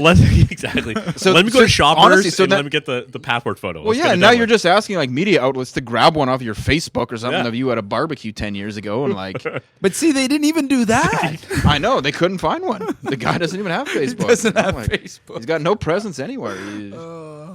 Yeah. Oh, poor these people. They still put their. I was gonna say they still put their faces out there. you go. Some of them. Well, I wonder. there's I, a 13-vote lead for you. well, I just out of curiosity, I wonder when it gets to Timmins James Bay, they're going to have one for all of them. And, we've literally got a guy with 1 vote. All right. In Kenora. Oh, there's the one. Okay, the Ontario riding's coming in. All right. Yeah, not a lot of. Not a lot of polls Are reported. you digging up the Timmins James Bay results there, Jason? No, I was trying. Someone sent us I'd something. like I'm to trying see. figure it out, but it's not working. Yeah. Yeah, here, bring those up, Jay. So you can see Sudbury in the bottom corner. Yeah, actually, it did show Sudbury Liberal. Sorry, NDP, NEP for Kenora, NDP for what the hell Thunder that Bay is. Superior. Thunder Bay Superior. We got a blue down in Southern Ontario or That's York Niagara. Center. We got a red for Niagara Center. Yeah, Niagara West is showing blue right now. I have to say, personally, having worked in the previous role with some of the MPs, the MPs from Sudbury and Nickel Belt are definitely hardworking Northern champions. Both Paul and Mark. I enjoyed my time working with them, and despite some of the rumors that I'm supporting the Liberals because I was told I can't run for the Conservatives. I never filed my paperwork to run for the Conservatives. I did talk to them, both parties, about the possibility. And I told them I had no intention of competing in a nomination contest if that's the route they were going, and thought they needed to name their candidates and start preparing to run against Charlie, because it's very difficult to take on someone of that nature. You can't wait until a month before the election. But I probably was talking about running for the last year of my mayoral term with Mark Saray from Sudbury. So personally, I hope both of them get back in. I think they're good, strong Northern champions and have done a wonderful job for that region of the North. One topic I do want to talk about is just signs in general, the effectiveness of signs, because I don't know if that correlates to anything. I really don't, because Anymore? There's the saying signs don't vote, but Yeah. I think it gives... The undecideds? Do you think it I sways don't even anyone? want to say the undecided. I think if you're not in the sign game, right. it gives the statement that you're not in the race. Yeah, Exactly. yeah. Yeah. So it Nah. doesn't... Optically, you have to do it, and yet, Yeah. That's just weird. because doesn't someone really- goes to some corner and plops down 25 signs, which some parts of town, it's like, did we really need 25 of them here? But I mean, hey, whatever. I have a garage full of signs, and I don't know what to do with them. Well, I think yeah. it's more about showing you can compete, right? Yeah. That's what the sign game is. If you're not in the game, then it shows you don't have that financial backing to buy signs. So it's not necessarily going to win you an election, but it could lose you an election. Yeah. Yeah, I mean, I get it, and I sort of understand even just the consistency and like we're kind of wired weird, right? Like you see somebody's name over and over and over and over and over again. It just makes you, especially if you're not really into this stuff. It's just something that sort of comes around every 4 years, and to you, it's like you feel like you want to get informed and want to make a choice, that like an educated decision. But you keep seeing that same name come up, like that can hack your brain, right? People like to support a winner, right? That's of course part of human nature as well. So it's part of it for sure. I think the other thing, as I said before, it's such a big riding, right? So if you're a Timmins candidate and you got no signs out in Everywhere else. Matheson, Kirkland Lake, Englehart, then those parts of the riding say, are they even here? Have they been to this part of the riding? Do they care about anything outside their own community? So I think they're important to show that presence and get the fact that you put the effort in. So it's less about demonstrating the fact that like all these people are supporting this person. It's more showing that, okay, this person has a presence here, has demonstrated a willingness to come here and knock on doors and put up some yeah, signs. Yeah. Well, there was a big thread about that today on the local one of the local forums about, just out of curiosity, has anyone got door knocking in their part of town or the riding or whatever? And yeah, it was varied answers, actually. Some people said this person did, this person didn't. I got a pamphlet, I got robocalls, I got stupid texts from Sarah from the party, whatever. Yeah, but I mean, I don't know. That's true. Because, if your mind's made up, you're not going to want to hear a door knock from whatever the other party you don't like, or It's true. or a robocall, especially. You're going to have an angry hang up or whatever. So, I mean, I don't know. I don't know what the best way to reach people is. Circling back to our results, the People's Party does have their first leading Max. candidate. Yeah. Max Bernier. Yeah. Would have been surprised if it wasn't Max. Well, didn't they have another Max Bernier? Did they? There was. Yeah, In there the was same like party? in the same riding, Yeah. running Same against riding. them. Like a different, Just some independent. I'm going to put my name in. Just yeah, screw because with my it. name's Max Bernier too. There was rumors with the whole conservative hiring the firm to bring down the People's Party that they propped up this candidate to run against Max and help split the vote. Oh man, Just to confuse the electorate. Yeah. yeah. I mean, Well. I'm sure that could happen. Like the person could put up signs that have similar colors to them. What color was the PPC again? They're like blue Purple. and was it purple? Well, they've officially been assigned purple, even though most of their signs are blue and red. yeah, well, it's like blue and red, red, but green or I something. think those are both taken. But so they kind of have to go with a purple.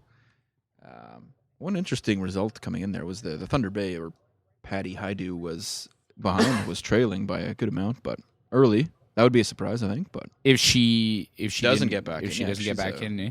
big part of the Liberal Party there. So, anyways, it's early. Yeah, anything? Well, there's some Quebec. Yeah. Chantal's the Arju. best.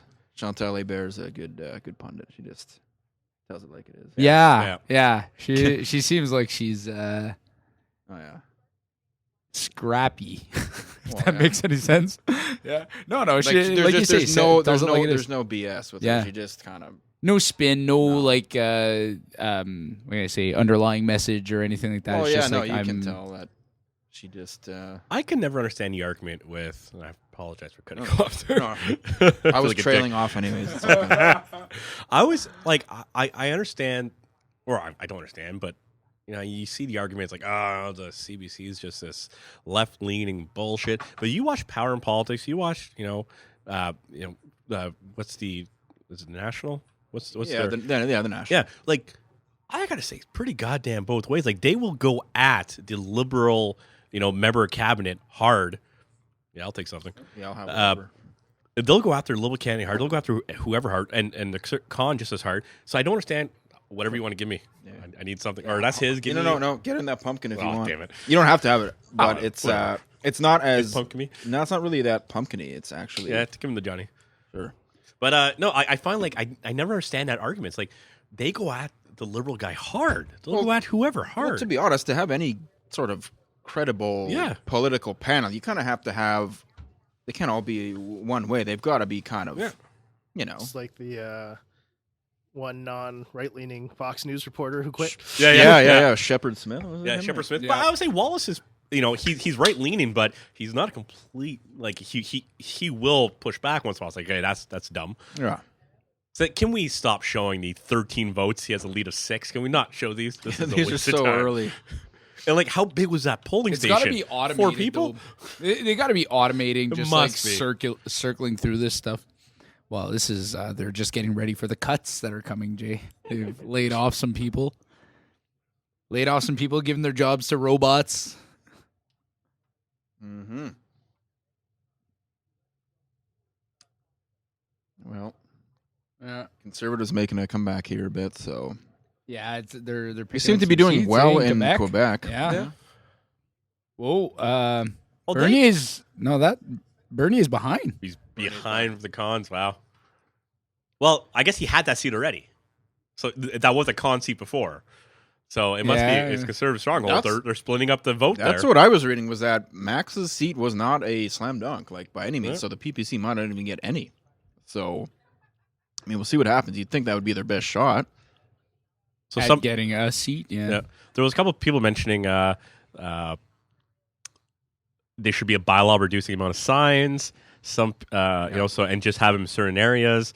And you should do whatever you're allowed on your private property. But I do find the and I agree, and I was guilty of this when I did my own when I ran my own campaign. I've littered public property with my own signs. It's like threw all your signs in the bush. Let's go. Well, and let me ask you this, just even from I get what that was a local campaign, right? Yeah. So I mean, is in your ward, I guess, or your area, the second that the another candidate has one there, do you feel the obligation? I got to get one right beside it too. Just about. Sure. Just about. Yeah. And so it's a very reactionary thing to say, this corner, man, that a lot of traffic there. I got to get one right up beside him.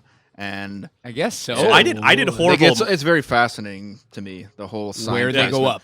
But it was fun. Like that was the only part I liked. Really, placing signs. But it's okay. I didn't do all that well. I did okay. I got 2,000 votes in the riding, in the ward. But like we were on point for signs. We were the first ones up. We had a group of people that at midnight were already putting up signs. We were all dispatched. We had a bunch of pickup trucks ready, and they were up first. So, like, if you look by signs at the time, you're like, well, this Boissonneau loser is going to kill.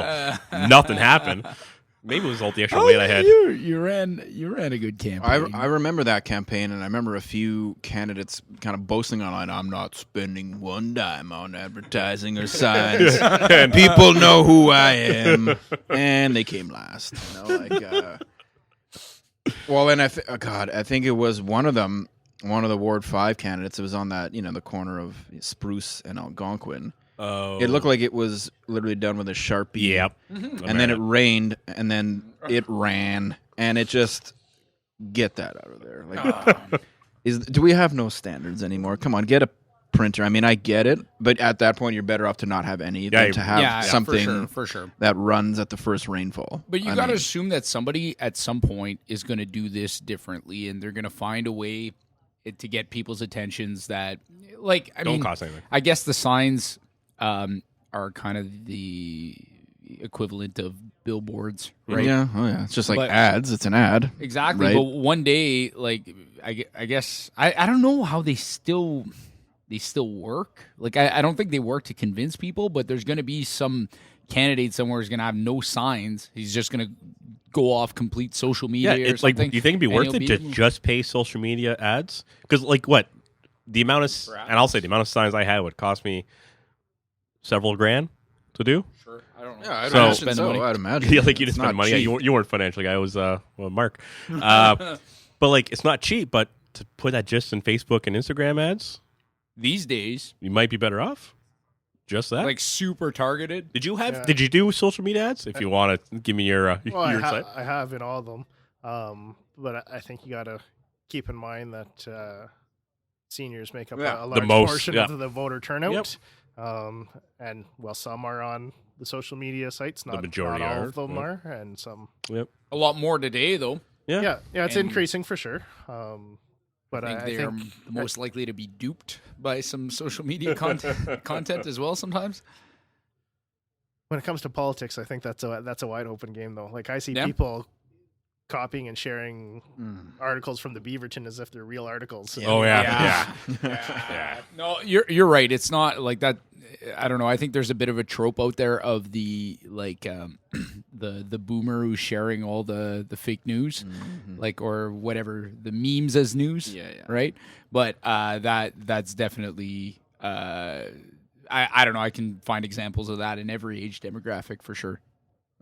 Yeah, well, and again, there's the defund the CBC crowd, and fake news, liberal media, blah blah blah, and Look, yet closer race right there in Liv Cons. I'm trying to find a provincial breakdown. Can you find that on your computer? CTV would be the closest you can get, but doesn't give you the full Ontario breakdown. they have Timmins James Bay. But they have Timmins James Bay showing leaning Charlie. They have whatever near north, Manitoulin, Algoma, Carol Hughes, obviously. Sudbury, Lib. They have the Sioux being Con. Which would that be a change? Yeah. Yeah, that would be a change. Provincially, they're conservative, but federally, they're liberal right now. There you go.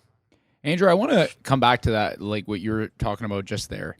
The defund the CBC crowd, because I think that's an interesting point to kind of linger on, because this idea that people are starting this kind of political movement, and if you paid attention to just your social media and some of the negativity in the memes that get circulated around on that, you could start to feel as though there's an actual political movement that's growing, right? That's got this super hardcore right wing, like very small government or no government kind of movement, right? Right.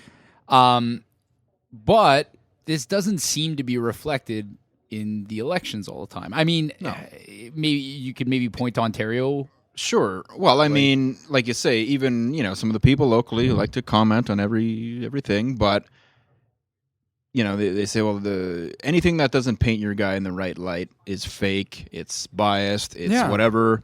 And yet you'll see those same people eventually. Let's say they're whatever. They're right leaning. Get Trudeau out of office, whatever. And if something that makes them look bad or something that makes them look good, that's a fake thing.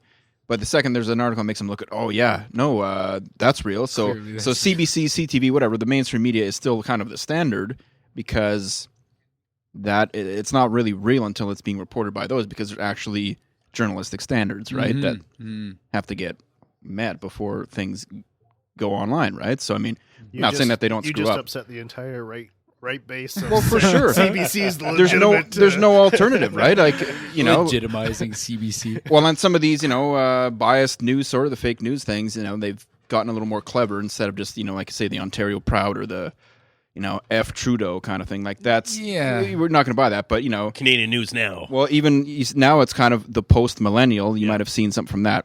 That's definitely essentially it's a heavily biased news source that really doesn't really have any standards of journalism right there. Yeah. Because I mean, I don't know. I find that a lot of these news sources now, and we call them news sources, but they're actually they're competing for people's attention now. Well, it's mostly opinion pieces, to be honest. Yes, It's not, yes.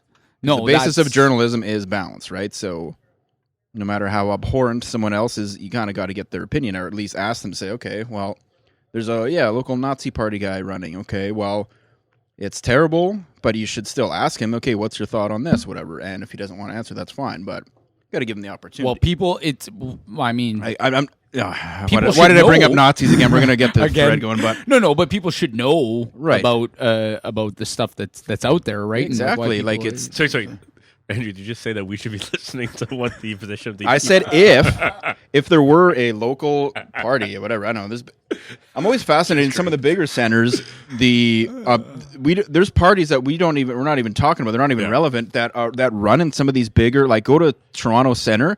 There's the Marxist Leninist Party and then sorts the of Communist parties. Party. Oh, then and- there's like Why are there 6 different Communist parties? The United Bowlers of Canada party. Like, there's just a party's like, how the hell are these a thing? Like, it's bananas. Some of the names of them, like, And they actually run as like it's independent like parties. they have like a singular issue. Like, that's their only that's thing. It's it, like yeah. about more money for. And they for just bowling. use and they just use the election campaign to put as much of their material out there as they can. Well, did you see the Subway guy? There's Popescu, Yeah, is good certified. That guy should be So locked he- up. Nuts. He's been charged with spreading hate speech. He's been charged with beating his mother because she did not put She didn't fold the towel- towels? didn't fold towels properly. What? To be fair, I'm just kidding. Nothing Just worse trying than to an keep fair improperly balance. folded towel. Hey, I'm not going to say I told the wife to put him away properly, but Jesus. Anyways, you no, I read that article. That and they guy gave him a runs. meet the candidate. They gave him like a Oh, whole. I know. It's just about Jesus needs to be at the top of the list of everything, and it's just kind of crazy. what's But the that- difference with Jesus and Jesus incarnate God, like God incarnate Jesus? Like what's But what's incarnate mean? He just wants wants attention because he runs. You know, I've talked to some other my colleagues that work in the Sudbury area. He runs every provincial, federal, municipal election. He just wants attention. Essentially, that's all it is. Just somebody who's looking for some attention. Kind of a. Sick I thought we had rules for certain elections. I don't know if it's municipal, provincial, or federal, where if you run unsuccessfly in a certain number of times, you can't run anymore. Like I thought we should, but maybe we don't. But I guess it's you have to file certain paperwork after the election, right, to ensure that you can run again. Yeah, you Correct. have to Sense. file your financial returns Right. and make sure you've 'Cause met if you- all those, or you can't run again. Right. As some people missed out on that one provincial or a municipal election. And you have to also get signatures to Right. to run. You have to get enough signatures. Now like, the threshold's pretty low. Yeah. oh, okay. Is it so 25 or really- something? Or, yeah. So anybody can sort. And I mean, how do they You can verify you these can go to your things? family and Yeah. Well, I mean, It's all the same last name. Yeah. well, I mean, never mind that. Like, you've got to get signatures, but how do they even verify that these are the people who signed it? Right? Like, could you not just I don't know. forge Left hand, scribbles? right Like, yeah, that's I don't know. Did I just give out the Jason Boisneau strategy? Shows It up to pays City to Hall. have a lot of family around. Paperwork this big, big box. Oh God. So still, waiting. the Conservatives are Hamilton's not winning. Or sorry, catching up. yeah, Hamilton. I asked at the richer part of Hamilton, the mountain. That's the richer part. It of is Hamilton. the lower, whatever. The waterfront area is a little more NDP working class. So far, any big surprises? I don't think so. No, still looking. depends. Is that PPC seat gone now? Well, it it is. Oh, yeah. might It's be. gone, Yeah. it's gone. It's definitely not a slam dunk for him, man. No, he was trailing quite a bit too. Well, I'm sure people even in that writing are like, okay, Max, we might want to vote for you as a local guy, but, we got to stop Trudeau. So Yeah, you're going to vote conservative, Yeah, right? And exactly. that was a conservative riding. It's not Yeah. like Max held that, right? Mhm, Or- mhm. Oh my god, the floor just fell out from underneath them. Oh, they got the ping pong net up there. Oh, Don't worry, JM. Next year or in 4 years from now, We're gonna this have our- podcast is gonna have all graphics. sorts of graphics everywhere. Get a graphics guy. we'll have Yeah. Steve Black saying things. Different lighting. Bunch of racist lighting cues and yeah. Yeah, it's all gonna be deep fake videos. I would say right now though, looks good for the Conservatives with the Yeah, race, actually, with the race this close through Ontario and Quebec, Yeah. because guarantee the 33 Alberta. seats from Alberta, you just all add, conservative, you add those in right now, and it shifts the lead. So completely It right. does show that east-west split. It's that's why I was asking if it was by province, right? You can sort Right. out what yeah, they've got. In yeah. I was Ontario saying and Quebec. it's not giving me on the CBC CTV one's not giving me that. CBC one also doesn't help me spread Well, it. So sorry, just No, real no, quick. go ahead. The final Maclean's article last night where they were kind of predicting, I guess, they said for a conservative majority, they basically need to sweep BC, which seems incredibly unlikely. yeah, And that. So uh, are and we the guessing- Liberals can't get to 60 seats in Ontario. That's the path for the So are we, Conservatives are to we get a just majority. assuming a coalition then? Is that what the guess is? Most That's what likely. we're I gonna mean, wind up with. I don't know. And I'm still assuming minority. I don't know that you're Yeah. going to see an official coalition. Don't think just a coalition in principle only type Yeah. thing, not an actual. We'll back agreement. you up for your first throne speech and budget. You can then we'll elect see a what new, happens. You can elect a new leader, and we'll go again. There you go. I just think it's for either not so much the Conservatives, but for the Liberals to enter a formal coalition gives the NDP that much more substance that you don't want to give them going into the next election. Yep. Did Rob Ray have a formal coalition? Was that formal, or was that just in principle only?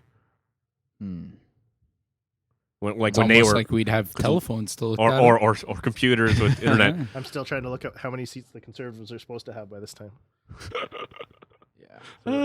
So projected to take 53 through Ontario. So they'd be ahead of that projection right now. Yeah. Looking good. Well, Block, 17, 18. Were there any projections or kind of projecting a Conservative majority? No. No. Well, None. I think they were down to 2% chance in the CBC. They've really flattened off, seems like in the last week or two, right? So they're going to get their votes, obviously, but I don't know if they've flipped as many people as they had probably hoped initially. So 5 ridings in Timmins or Timmins James Bay, Charlie's now up 260 votes. So Of 5. Who's 5 in- polling Five stations? reporting Okay. stations, yeah. Do we know Sorry. who's in second? Michelle, or actually Granke moved up 153. Michelle was second there. So it's 45%. I was saying, did it say 42 for? You said Vegas? 42, I said 47. 47. There you go. Well, we're 45.8. Yeah, but it's still early on Still early. right now. Eh? But when you look at this, there was a 17-seat difference in the 338 projection between the Liberals and Conservatives. And they had the Conservatives at 53 through Ontario. So when they're at 70, you've swapped that trend. Oh, okay. All right. So, no, it makes sense. This currently is good news for the Conservatives right now. Peter Mansbridge back on the CBC panel here. He's got the beard going. Kind of nice, eh? Yeah. Yeah. No, On the bridge. they dug him out. It pulled him out of Well, he- retirement. Well, he didn't go full Letterman with his retirement beard. Like we saw Letterman in his first 6 months, finally did an interview. It was like looked like he had been out in the woods. Yeah. For her. Well, he was like that on his show, too, on his Netflix show. Right, yeah. Yeah. He Which started was that great, by the afterwards. way. Yeah, That it's was a good. great interview Really show. good. But yeah, no, nice to see old Peter. What back on time's the panel. next province closed, Jason? Do you know? Sorry, no. I'm answering a bunch of responses here. So Jay's our social media Like, guy. are we into Manitoba with some of these seats I now? think 'Cause 10, that could- 10:30. Well, it I think was- for the prairies, it'll be 10:30. Yeah, let's see. And then I guess 11:30 out west. He's my Lord and Savior. Sorry. I think the 9 for the NDP right now would be a bit concerning too, because they're not going to pick up anything through the prairies except for a few One in or two Manitoba, here. one in Edmonton maybe. And then Like in they got BC, northern Manitoba right? right now, supposedly. Yeah, that does look kind of low for the NDP right now. Like no doubt they're going to make some gains in British Columbia. Mm-hmm.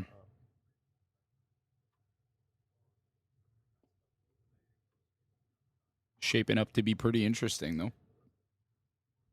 I'm just curious if these include any results from Manitoba, because if they do, then it's a little different ballgame. If they don't, then the Conservatives are in really good shape right now. If they don't include Manitoba results, Yeah. So they believe the I haven't Liberals seen anything. basically won almost everything around the Winnipeg area last election, right? So they picked up quite a few number of unexpected seats. I think Yeah. around Winnipeg last time out, which they, may or may not get this time, which kind of obviously helped them form the majority. We'll see how Manitoba goes as well, but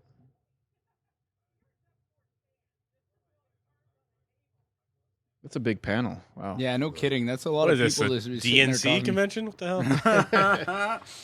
Yeah. We should have hosted a beer and bullshit debate.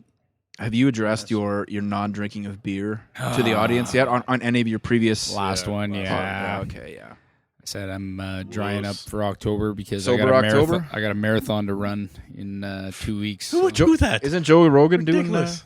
Sober October as well? Yeah, sober October. It's supposed to be like with a Well, challenge of I some kind. think the first day of October he had someone on and he's like, oh, come on, we can have one sip, right? Because someone brought in some, whatever, nice whiskey or whatever. And There is Manitoba Yeah. reporting. Because it's showing. and they they're brought showing- in some whiskey. I'm on? seeing here, but Yeah, it's he's just showing like, one. A couple. he was debating it, and the other guys were like, well, it's October 1st, man. We're already bending the rules. But, yeah. I always love the initial podcast that they do, the sober October setup, where they Sure. where they have like Bert Kreischer and Tom Segura on, and our Ari Shafir, Mm-hmm. and it's I always find like all four of those guys on a podcast hilarious. What are you What are you gonna say? trying to say there? Steve wants to say. So Okay, yeah. Manitoba, Saskatchewan, and Alberta is also starting to trickle in. Yeah, they're starting, but it's still showing like the polls are pretty. Oh yeah, it's one of Early, something yeah. polls, but they Yeah. show up in the lead But category. it shows Saskatchewan and Alberta all blue, Uh, and most of Manitoba blue, yeah. of course. I'm a little less nervous of the Conservatives being at 82 and Alberta's reporting. Oh, okay, it's already reporting. Okay. We've got a question here. What do you think about things like Google Trends better predicting elections than actual pollsters, i.e., recent Maclean's article? Well, I said think that this year people- it said in Google Trends that if you looked by leader, then the NDP would be at 85 seats and tied with the Conservatives, I believe. And so I'm not going to buy into the Google Trends yet. No, that people are searching, and well, I guess it doesn't necessarily mean like if people are searching those terms, it doesn't mean necessarily anything. mean that I don't think there's it's tangible relates to No. votes. I mean, But also, probably a lot of those. Well, sorry, just to finish real quick. Someone was Do it. talking about today about how, there was some data that said Conservative Party of Canada was the most like searched, thing out of any of the parties. But that's probably because they didn't have their platform out until like a few days ago. You People want were to know like, what okay, they're going to do? what are the tangible costs for these things? And No, that makes sense. I don't know. but I think you're right, and also like, where are if you're looking at Google Trends, where are they searching Jagmeet? Are they searching it in Brampton, Toronto, Russia. Vancouver? Like Calgary, Edmonton. Calgary, Edmonton. Yeah, are they showing? Are they in the places where the left-leaning places are more likely to? So like, yeah, big population areas, but Alberta still has a bunch of seats outside of Edmonton and Calgary, which make up the vast majority of the seats there, but not the vast majority of the population. So Well, and also, are you seeing people looking up for dirt? yeah, that too. Yep. Negative articles to post. and Andrew share. Scheer yearbook photos. Are we looking at? Is that? They didn't find anything. See, and the other thing with that, the brown face stuff was, where was this 4 years ago? Exactly. That's weird. The timing was know. crazy. Like, okay, this has been in a public yearbook Yeah. for since whatever, like 20 years. and gone in 3 days. How did no conservative strategist dig that up 4 years ago? I'm sure I don't they Had a did. chance. Yeah. The timing is just very bizarre. Like, it's so old. It seems like it should have been a thing last election, Yeah. right? Like, It would have, and it would have buried them. There would have been no. yeah, Liberal 'cause Party wouldn't have been his sunny ways would have had a little hole Gone. Yeah, poked in good, it, right? good But, I mean, point. Good point. it's just the timing of everything. You gotta like take with a grain of salt. Like, it was very. well, the top Suspicious. Okay, but fair enough that the But it was there. timing's there. But I mean, it actually was there. Yeah, he did it, I mean, exactly. He admitted to it. It would it'd be one thing if it was something that was doctored. Unless you just completely wrote off the last election, said doesn't matter, we're not going to beat them with this right now, anyways. Yeah, could have been like, let's hold We'll on. hold to it in this, the let's wait. chamber for Yeah. 4 years. Wow. Let's see if we can get an assurance adjuster to Oh, come in. There's an Anyway, interesting writing there. Is Milton, obviously Vancouverton versus Rate. Obviously, that's still very early. Only 2 of 196 polls reporting, but that's supposed to be one of the toss-up writings around the GTA. Olympic hero versus possible future Is that a leadership Dutch? candidate. Yeah. No, that's big. There's Bob Ray. He's starting to seem to me like the Brian Burke of Canadian politics. Just kind of shows up. solid. I like that. Solid. Needs They're to grow all his hair a little stupid, more, yeah. yeah. Or the loose tie. Berkey's tying his ties lately now, but for a few years he was just going with the loose tie look. I couldn't get around. Down I'm to like, his nipples, That does just not sitting look there. good. Even when he was like the GM of the Flames, he was just showing up to me. He's got a tie on, but it's not tied up. I don't know who thought. I don't know who told me that was a good look, but definitely didn't work for him. But he's the resident grump. Yeah. You need that guy, right? Like, You need somebody who keeps it real. oh, Green leading Green. in Dufferin Caledon. Obviously, still very early, but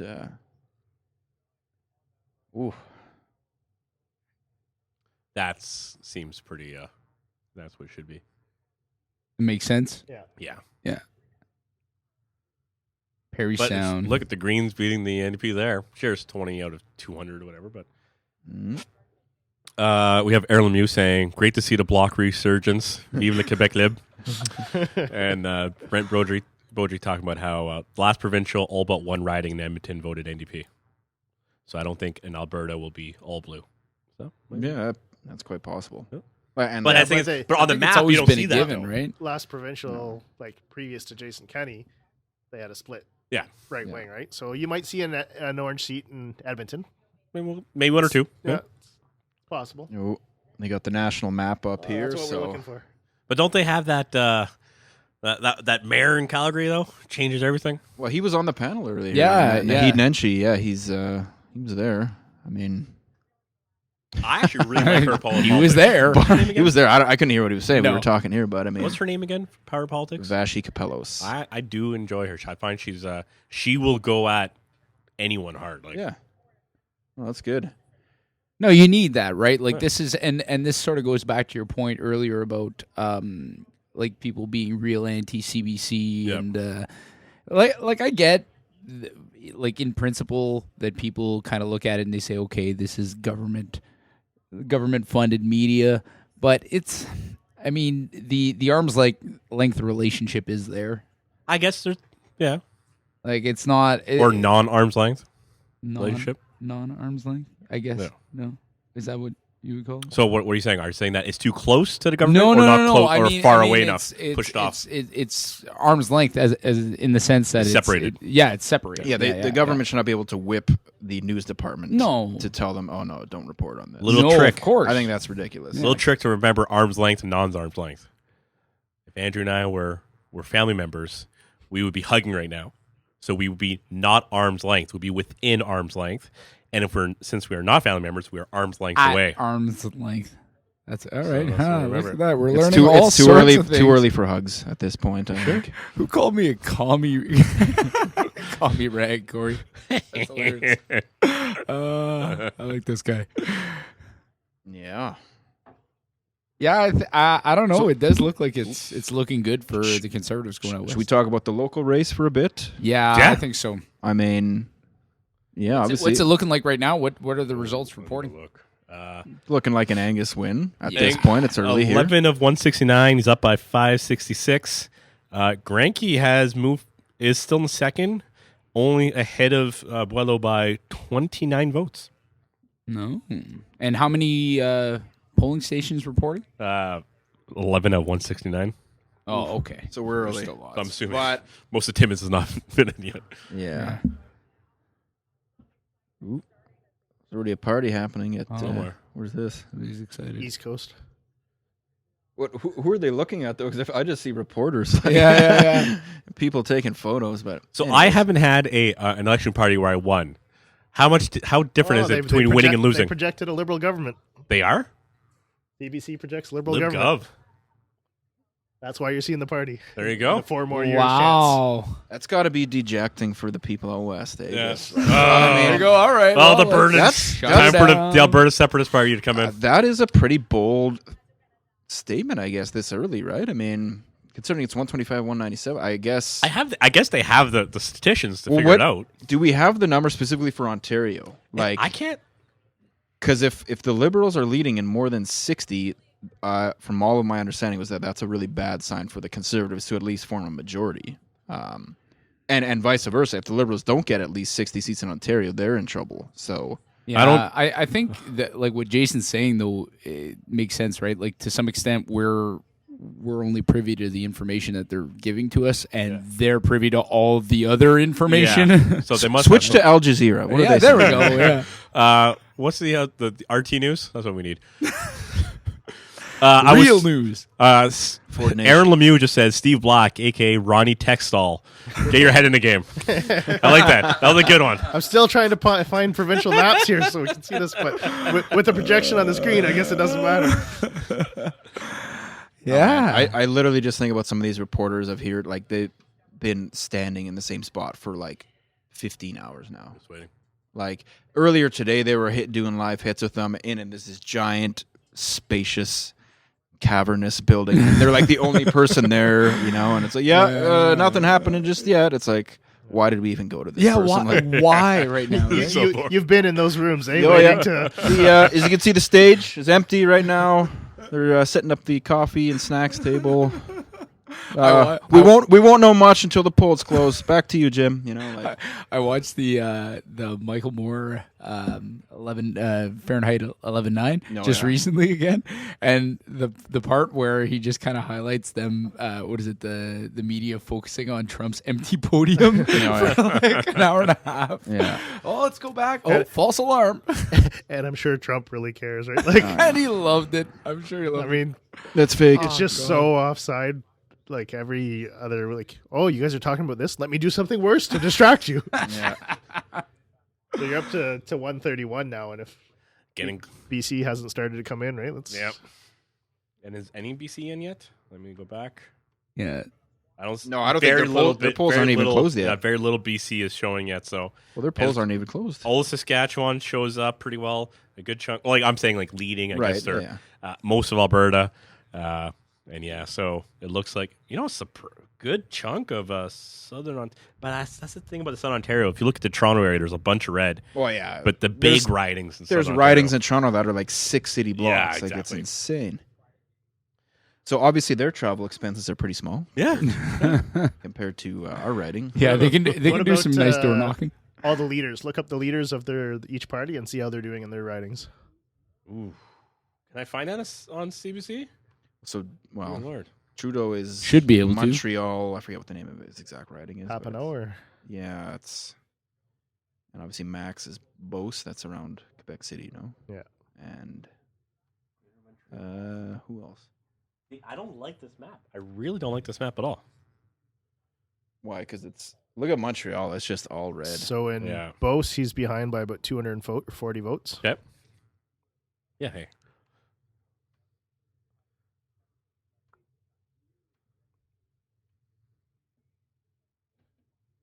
I want to stick on the local one here. Yeah. Yeah, I want to see what's going to happen there because I was guessing Boileau second. You think That was my so? guess, Yeah. but That's what I thought as well. you know Yeah, what? I really would have thought so. I as gotta well. say the Conservative Party seemed to have they were ready early. Yeah, They didn't better have- than last time. Yeah, that's they for had sure. no policy regardless, but their signs were out there. They seemed to be hitting the doors early and often. They I'm not sure what maybe their party or that group might have been. I have no problem saying they ran a horrible campaign 4 years ago. They were last to nominate a candidate. Yep. Kind of weren't that great with the media, and they seem to be very guarded in a lot of ways. But I mean, anyways, we're not talking about 4 years ago. Yeah, but this year, Yeah, this time they again to take out an incumbent, especially one who's as popular and as yeah. So nationally recognized as Arangues, you got to get out there early Yeah. and make yourself known. The earlier, the better. unless there's something wrong on my site, there's 0 polls in Papineau reporting so far. So 0 polls in Trudeau's home riding. Oh, okay. We're going to stall that one for the end of the Let's night so you see. can So- come in and celebrate. Yeah. Question is, do you guys think they should be showing results while polls are still open somewhere else? Could that influence the vote? I do. I actually don't like the Yeah, I don't either. showing results beforehand because I can go change my vote right now. I Well, you can't. You but can't. I can't. If you No, I'm lived in saying, BC, if I you lived in could. BC, yeah, I'd be like, oh, screw this shit. I was gonna say, what do you know that I don't? Like, Yeah, I get what you're saying for sure because, and yet, can the rest of Canada wait until midnight to start Yeah. looking at results? But they stagger the time, sort of, right? So if you, Yeah. I mean, I don't know if every province has to be open for 12 hours or whatever Yeah. it is, but if you closed or started an hour earlier than they do now and ended an hour earlier, then Would it make a difference? you're closing that gap. But I mean, we don't. It's just if you waited for them to close, it would pop up on the screen all at once. Liberals Yeah. win. Yeah. It'd be boring to watch. That's for sure. good point. Well, I'd be seeing old Just for Laughs gags reruns and That's all we'd be watching. It'd be a pretty boring podcast to be doing. Yeah. But again, still without BC closing, now he's up to 138. So he's in that range, right? I'm interested to see just how this local race is going to wind up, because I think that's I want to see who had the better prediction between you two. Oh, so thank you. Sorry, someone just gave me to keep scrolling down the screen on CBC News. Brent Brody, thank you. And there it is. Yeah, like shows all the people. So Trudeau, 1 of 197 polls reported, he's leading. Scheer, 6 out of 167. Singh, 0 196. So in Burnaby South, 0-1. What do you mean? 0 out of 190. Oh, okay, 192 reporting. polls. Yeah. Okay. Bernier's, Polls let's are see open. his. I want to see. His is tight. Like see the he's details. behind. He's behind. Yeah, he's behind by it. Yeah, by 400 votes. But that wasn't a slam dunk. Yeah, it was not a that slam was- May's not ready. Yves Blanchet. May will get her seat. I'll be shocked if she does. Yeah, she'll get her. Blanchette will get his She's too. the party. Yeah, Blanchet's gonna get his. Thing's not there. I think Max might be the only one who doesn't. Sheer. Wow, they barely have any votes in. Yeah, but But he'll.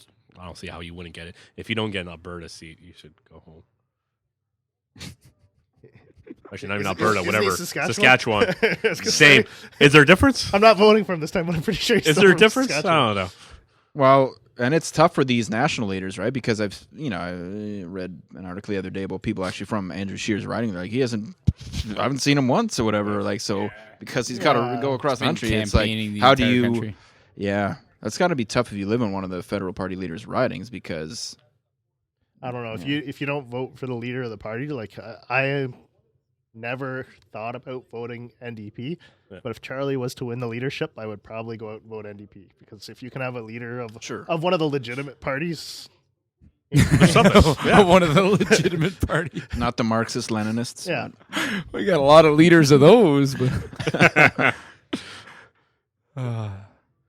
So, Andrew, I think the most important question that we want to ask you is, would you consider Corey and I media? serious local journalists. No, okay, never mind. I don't know. It's not me to decide that, really. I guess. I want to Like, come back on the show, so I'm giving you an I don't know. No, depends. Like you say, you guys are obviously a form of media. Of course. Podcasts are a thing, man. It's 2019. I mean, yeah. And I would say, hey, you guys got asked to do that, the debate. That's great. Yeah, That's a notch in your belt. Sure, I guess so. We're graduating to real media. No, that we should address where this whole running joke has come from because this actually came out. Where did they call us that? It was in a Daily Press article. Yes. Yes, Daily Press article reporting about the last time Mr. Black here was on the podcast. Local journalist. I just have to say, burst out in laughter. I gotta thank Gilles Bisson for coming on too, because man, would I have taken some heat if there wasn't another person in office that came on here. Oh, we had Bezo, and we Charlie had, came on too. Charlie Yeah. came on. Yeah. We Michelle. now we have Michelle and Kristen both Murray came came on. on as well. Because my Noella? critics who were more left leaning than I was at the time and NDP based would criticize me and say, your guy's been on here too. So Yeah, I don't see the problem with that. Like, it's who cares? The more you can make yourself visible, why not? I don't know. Like, I don't think it's good for any candidate at any level of politics to Stay out of dodge. it. Yeah, no, like yeah, it doesn't and again- play well, right? Like, and also, I don't know when you come on here. Like, there's obviously we are very ill prepared. We don't have like prepared questions. there's no enough gotcha beer in the fridge. That's all you prepared. need. That's yeah. all you need. No, I mean, hey, But you don't have a script. No. I mean, I tried writing out a general outline for podcasts before, and it doesn't work. No. It doesn't work. You sit here and you talk to people, but the thing is it doesn't take long that if somebody comes in and like they're trying to stay on some kind of message or trying to avoid any kind of topics of discussion, like that gets exposed real quick. Like we've been going for almost 2 hours now, and if you can't, it's crazy. Eh? Wow. But like if you can't sit here and just shoot the shit for 2 hours because you're so focused on, well, I can't really talk about this or I can't talk about that, and you come in with a whole bunch of preconditions. Like if somebody were to come in here and say like, all right, I'll come on your podcast, but we can't talk about this, I would be like, okay, well, if that thing Especially if it's was- the elephant in the room, right? Like, Yes. If it was naturally not, if it's not something I'm interested in knowing about, then sure, I won't bring it up. But if it's clearly the main thing we would need to talk to you about, like somebody's going to say something, right? yeah. Which now I'm wondering if the questions we got submitted to Should us, I ask they're them? going to be upset if Should we I don't. get into the questions that we were asked to ask Q&A. Mr. former Mayor Steve Black? go for it. We got some time. We got some time to kill. Should I? I don't know. Oh, man. I kind of miss the guys. It's been a year. I'm getting a little. All right. Let's see if I can find it. Are you making a comeback in 2022 as either mayor or council member? Considering it? I don't know. That's in a while. Yeah, it's 3 years away. 3 years away. I don't know. All right. So I don't know. So It's possible. Mr. Ken Pye, who's asked these questions. No, that's true. Hey, he's put his name on there. Number 2, is Steve coming to council to ask, or he says, sorry, soon to beg for cash for Stars That's Under 3? Actually, wouldn't that be Stars That's Under 4? Isn't he got it wrong? You already went to no, go it would speak. be 3. It would be 3. Yeah. Yeah, there was we didn't have one last year. Oh, this past summer. But there's been 2 though, right? Yes. Yes, so 3 comes after 3 2. would have been the one that, but didn't you already go speak or ask for a third one? Yeah, but the festival didn't happen. It didn't so- happen. I know, No. but the thing is, I guess so. All right. I see what you're saying. So the answer is no. I'm not going back No? to Timmins Council. And I don't know. So this is an inside thing. At what point did the Community Park Association decide to not build a skateway, and why? I believe the Community Parks Association is still partnering with the city to operate the skateway. Skateway. I believe the city's building it, Okay. but I believe they're still planning to operate it, and it will be operational this year. My last understanding, but All right. maybe he knows something that I don't. And then we have some other questions. Mr. Ryan Plouffe, do you think that the surge in NDP support in the last month is real or just bandwagoning? I think we talked about that, so that's done. Steve has said he's voting Liberal for the first time. Are any other panelists changing their parties this election? I didn't. Mr. McGee, did you change? He's laughing about comments. Sorry, I'm laughing. Dude, our comment section is coming through hard. This podcast. This is great. Okay, repeat the question, please. Did anyone change their party politics or party vote this year? Oh, I didn't. I didn't either. Nope. I stuck voted the with. same. So just to elaborate on that, and I'll give a little bit of my Go for it. background Yeah. in that decision. Get So mad. I don't deny that I talked to both parties about the possibility of running. That's a fact. I think I talked to the Conservatives June 2nd. As I said, I talked to the Liberals for most of the last year of my year in office about the possibility of it. On July 2nd. Real quick, it changed from Lib government to Lib minority government. They've downgraded it. I wasn't willing to expect a majority government when Yeah. they proclaimed They it. changed it, but yeah, anyways, keep going. So July 2nd, which a month after I had any discussions with both the parties, and to be fair, neither party told me I couldn't run. Both parties told me I'd have to submit nomination papers and run in a nomination contest if I wanted to run. July 2nd, I sent an email to Christine Elliott, Doug Ford, and several cabinet ministers that I knew personally from when I ran provincially, telling them essentially what I disagreed with that they were doing this term, and essentially saying, I'll give you a couple of months to at least respond, and if I don't get a response or a satisfactory response, then I will turn into one of the biggest Liberal campaigners in this upcoming election. And, it's things like when you're making cuts to education, making cuts to healthcare, legal aid, the out-of-province OHIP, the autism funding disaster that is there. And at the same time, you take the entire summer off as a vacation, and then you come back and you give your people all a raise. raises. Yep. And you're saying you're struggling for finances at one end, but then you turn around and give yourselves raises. So you look at these stupid gas pump stickers, complete waste of money. They Yep. don't even stick. You would think a premier who owns a sticker making company would make sure that have stickers that stick. How much money's in stickers? Like, man, Well, that's where they're like a label and like I'm saying. deco labels. Yeah, I need to get into the sticker game. Anyways, keep going. And then you got the, we're going to change the Trillium logo because it looks like 3 men in a hot tub and spend millions of dollars on that rebranding. I really struggle with these decisions. So that's what I laid out for them in the email. I received a response from one office, not the actual member, but one assistant to one of them. And at that point, I made up my mind I wouldn't be supporting them going forward. Hey. Very principled. Yeah. Yeah. Did you change your party leanings this election, or did you stick with who you originally were thinking? Well, probably like a lot of people, I haven't really been enamored with anyone at the federal level. Kind of been a really crappy campaign overall, if you ask me. But I guess, no, I didn't really switch or anything like that. But I don't know, I did take the time to kind of learn about all the local candidates, I guess. But I mean, no, I wouldn't say I switched. You didn't switch. Nothing sort of persuaded you to flip your. Like this, it's the fascinating question that I ask a lot of people is like, are you basing your vote mostly on the local candidates or the federal level? And because you don't really get to vote directly for the prime minister, in my opinion. I know some people don't agree with that, but you can only vote for your local candidates, right? Yep. So I mean, well, okay, some people disagree with you. On well, that, just or? in that assessment of things, where like, no, you are voting for the prime minister by giving the seat to whatever that person in the Sure. party, but no, it's not like they're all in the same riding and you get to vote. No, it's kind of they're propped up by the amount of like all their team, right? So I mean, it's yeah, and let's say you liked a federal leader, but you don't like your local candidate, or vice versa. So yeah, I don't know. Yeah. It's really tough. Yeah, it's a tough one. Yeah, and going back like 2 provincial elections ago when I ran, I was, partway through my municipal involvement before I was mayor. In being mayor, you get to meet with a lot of cabinet ministers on both provincial and a little less, but on the federal level as well. But more so, you get an understanding of how all the funding works and flows to the communities through the various levels of government. And, it's fine to hear, we want to make cuts and lower your taxes, but often how the upper level of governments make cuts is they're not actually making cuts. They're just downloading things to the next level of government. Yeah.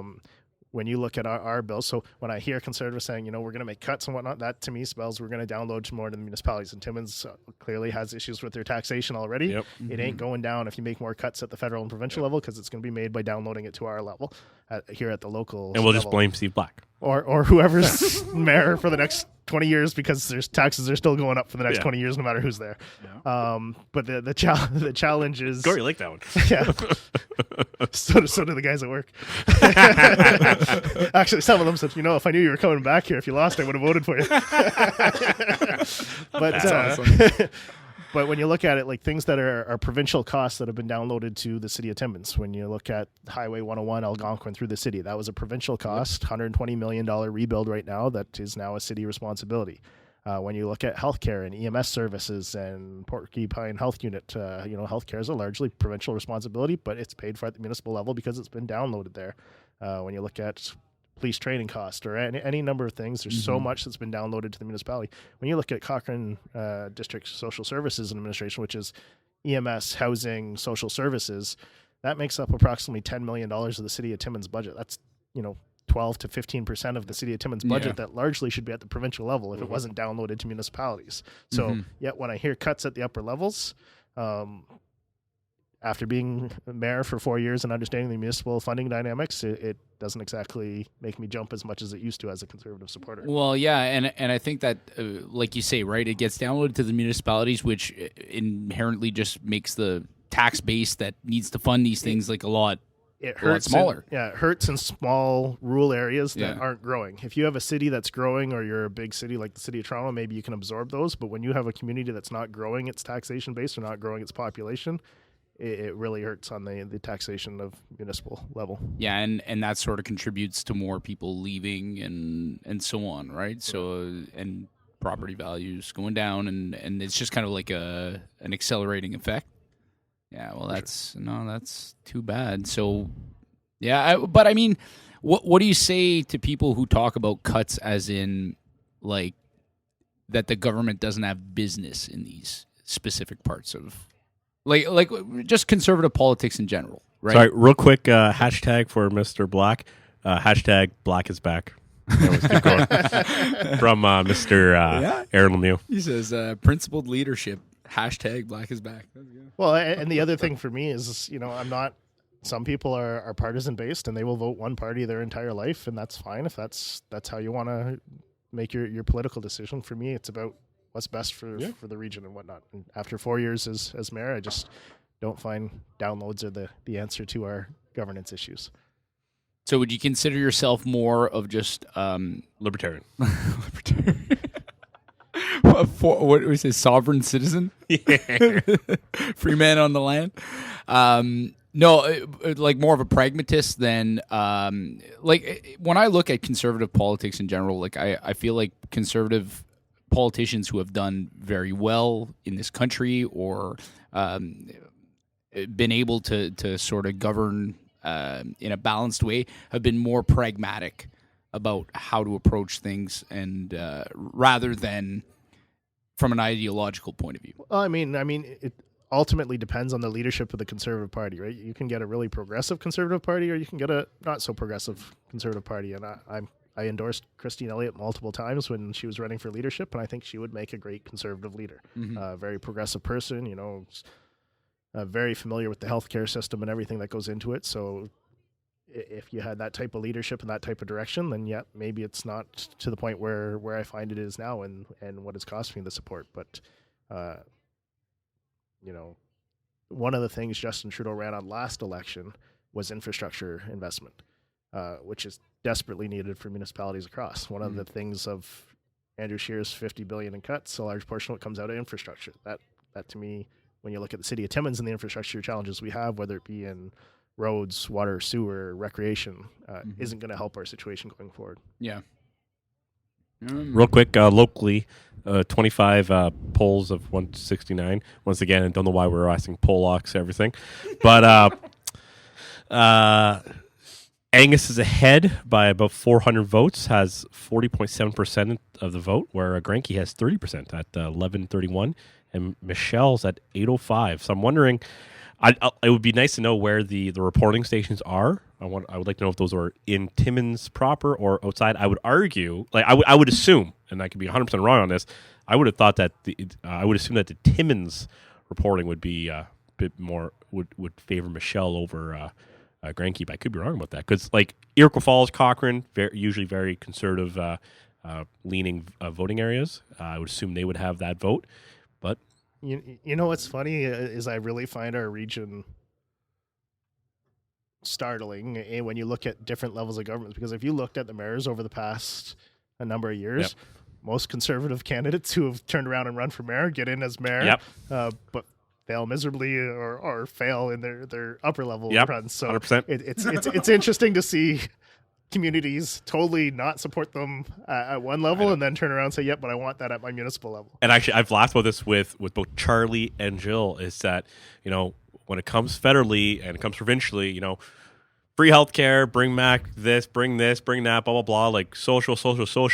And when it comes to municipal, the bloody fucking raise my goddamn property taxes. And it's like, I am not paying a dime for that. And it's like, really? So is one or the other? There's no gray area in between. It's like, no, I'll pay taxes for this. I don't touch this, don't touch that, but I will not pay a dime. If you increase my property taxes by 0.0%, I'm going to kill somebody. And when you look at what you pay in income tax or HST that goes to the other levels compared to property tax, I think it works out to 9 or 11 cents on the dollar goes to the municipality. Yeah.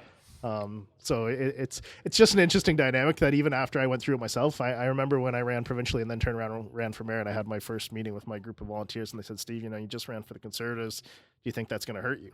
And I said, no, I really don't. I said, I think the 5,000 people that voted for me for the Conservatives are voting for me for mayor. Yeah. And all the people that I knocked on doors that said, Steve, I really like you municipally, but hate your party, I'll vote for you if you run for the municipal level. Is a different dynamic as well, right? So it's just something that I found interesting, and because you look at Al Spacek, myself, Peter Politis, there's a number of mayors across the north that ran for the Conservative Party that did not get elected and then turn around and got elected municipally. I think that's a really funny point, though, that you point out about people not wanting to have their property taxes raised. I get that that's a sore spot. Sure. But like you say, it's these are compared to your federal and provincial taxes. It's a I don't know, I guess drop in the bucket, but compared to the services that you rely upon daily. Let me use this one to sum it up. Okay, your education taxes are provincial. Now they're taxed on your municipal tax bill, so we're the ones that collect it. So if it goes up, we have to collect it and take. So you had a school build a track right beside another school that had a beautiful track complex, and it was celebrated. Not a peep, not about waste, not about why are we doing this. But you spend millions of dollars on a track next to a facility that's millions of dollars for a track because we can't get along and use one track. And the issue with that, though, is that, and we're talking about municipal issues here, and there's a bunch of questions that are popping up anyways. It's you have a complex made that was supposed to be like this municipal thing, groups or like nonprofit groups, all this stuff all put together to make this track on a school property. Yeah. So a huge issue right there. And then it's like, well, so like even the school, that school asked to use that track, but the organization who runs the track will not let them use it sometimes until it's dry enough to their satisfaction. So it's like, what's like, I don't know. That was done just, I think overall that could have been done better or handled better. It could have been handled better. Yeah. So I've been asked, or there have been some questions put on. Some people were saying that they moved away because lack of work in Timmins and stuff going on, and also not enough available services, healthcare, food, and taxes, and fear the house values will drop if something happens in Timmins. That's why they left. But then someone asked Bobby Nadeau, should the government make Election Day a federal holiday? Should Also, be mandatory. Blast just from like the past, Bobby Nadeau. Yeah. Thanks for joining us, Bobby. Yeah. My goodness, haven't heard that name in years. I think should be a federal holiday. Why not? I don't think you need a holiday to celebrate at 10:30 at night. You're right. It's celebrating 10:30 night, and also like They have the 3-hour rule. exactly. To get off to vote. Exactly. There's already legislation. You have to be Or allowed out of make work. it somehow available to vote somehow. So they had that. You know what? You're right. Like I don't see an issue in making it a holiday. Like I don't think anybody's looking to celebrate the government. yeah, and also if you had a long weekend, you'd probably stay at the cottage. Yeah, you probably wouldn't Exactly. vote. Exactly. You wouldn't vote. Yeah. If it's on a Monday, Yeah, You'll have less turnout. it'd be in Probably. Aruba. It might be right. Then someone did say Patrick Brown for PM. Then question for the panel: should decline ballots be counted federally like they are in 3 provinces for provincial elections? Should they count spoiled ballots that people are a protest vote ballot? Should they be counting those? In terms of voter turnout, Did Yeah. they not I think- count them? I don't know. Someone's asking. I don't know. us. I don't know exactly what they mean by that question. Like, do they not get tabulated? That's a good question. 'Cause there's always a percentage of votes that many? are. Yeah, and again, purposely are spoiled. our ballots manually counted, or do they go through machines? Like I they think do it's in- Scantron, right? right. Type of thing. So can something? municipally we do. Yeah, Yeah, I think it's the same thing. So if you go outside of that circle, is that a spoiled ballot? It's spoiled ballot, but you get to recount if you want. You can recount all the spoiled ballots. So that's why. As we found out municipally. Yeah, as you found out municipally, you go back over to spoiled ballots, but there was very few spoiled ballots. And I remember they asked me, they brought me in and said, like, what should we do? I'm like, I don't even count them. Like, I don't have to tell you. You argue for stuff, but there's gonna be some going both ways. I don't have to tell you. Sure. And I walked out. Yeah, because even today, I don't know, when I was voting, I was looking at the actual ballot, and it didn't say like in big bold letters, you cannot go outside of this circle, otherwise your vote will not count, and you wasted your time and effort. No. I mean, There was very little instructions at the No. polling station. Yeah, it No, was they just just a said, "Here's piece your of paper vote." and bring it back. yeah, give it back to me. It was I'm gonna like pull this. I didn't like the bag off. vibe today. I was just, ugh, I'm being told that they don't get counted separately in federal elections. get counted separately. Well, But I just know that it would be amusing to see on one of these ridings here. Conservatives first, liberals second, spoiled third. The spoiled ballot. party. I just been told that if you write in the Lord's name, they count that for conservatives. What? You're right in the Lord's name. Yeah, you want to write? Oh, there's the hologram shear that he Oh. didn't like. Sign off scary. on. He's been elected In his writing. his own writing. Weird. In 19 of 167 polls. First of all, why are we talking about the poll logs? Second of all, that's still a big. Stop. I love that joke. I'll never stop. I'm gonna See, edit every if- single one of those jokes. Out If of they had this. anything about Ukes or whatever else or Slovaks, I'd be doing the same thing. But Well- it's polls. Well, I think it's almost time that we start. I mean, obviously, CBC here is projecting a liberal minority government, which isn't exactly a shocker to anyone, No. at least in this room. Should we discuss about what went wrong for the Conservatives, I guess? Because this, I guess, on many ways, should have been a slam dunk for them, no? Or You're right. I think so. Real quick though, Charlie has taken a pretty big gap, 1,000 vote lead. Wow. 2,700 to Granke's 1,788. Michelle's at pretty well 1,500. So she's climbing. She's actually inching a little closer to Kramer. But Charlie right now is at 42.1% of the vote. Oh, that's I'm gonna pretty put bang on, Mr. Buster. I'm gonna put a post on Beer and Bullshit projects Charlie Yeah. Davis to win. You should. can you put a scroll? No, do it. Do it. Do we have holograms? Oh, my God. we have some people who just showed up to the discussion online. Showed up to the party. There you go. Oh, Bobby Netto's in Arizona now. You do a podcast with him? Hey, Sure. Amen. You pay our way. Oh, man. Conservative Party. What went wrong? What do you think? Yeah, Conservative what Party. went All wrong right. for I the think- Conservative parties? For the Conservative Party, I think it was a lack of a charismatic candidate. Exactly, and I've said this a lot of times. Like, if they can ever find someone who's remotely cool and who's not who doesn't come off like an accountant or a lawyer, they would have had this. like an insurance Like, broker it's- who's not an insurance broker. Yeah, and a guy who wears the same suit every day or something. You know what I mean? Like, it just comes off like it's the same guy every time. And I don't know. And yeah, in many ways that's a stupid way of thinking, but I don't know. Like, they just there's no Yeah, I think it went wrong at the leadership sure. contest because at that time you had your big stars in the Conservative Party resigning and walking away, and I think throwing in the towel, thinking Justin Trudeau's guaranteed to win 2 terms after the momentum he had, the positive image he had built, the massive majority he had won. Mhm. I think most of the stars in the party said, "No, I'm going to sit this one out, accept the loss next time, and then I'll come back and make a run at the leadership." So Yeah. you've seen your Peter MacKay's go away. You've seen your Jason Kenney go back to provincial politics. You've seen the other stars kind of distance themselves, and I think that's the opportunity. Lisa Rate's in trouble there in Milton over Vancouver then. Oh, But There's Jane Philpott. yeah, and She's Helena third. Jazik. Independent. But yeah, like you say, the Andrew Scheer obviously didn't sway enough people to. No, and he really didn't come off like.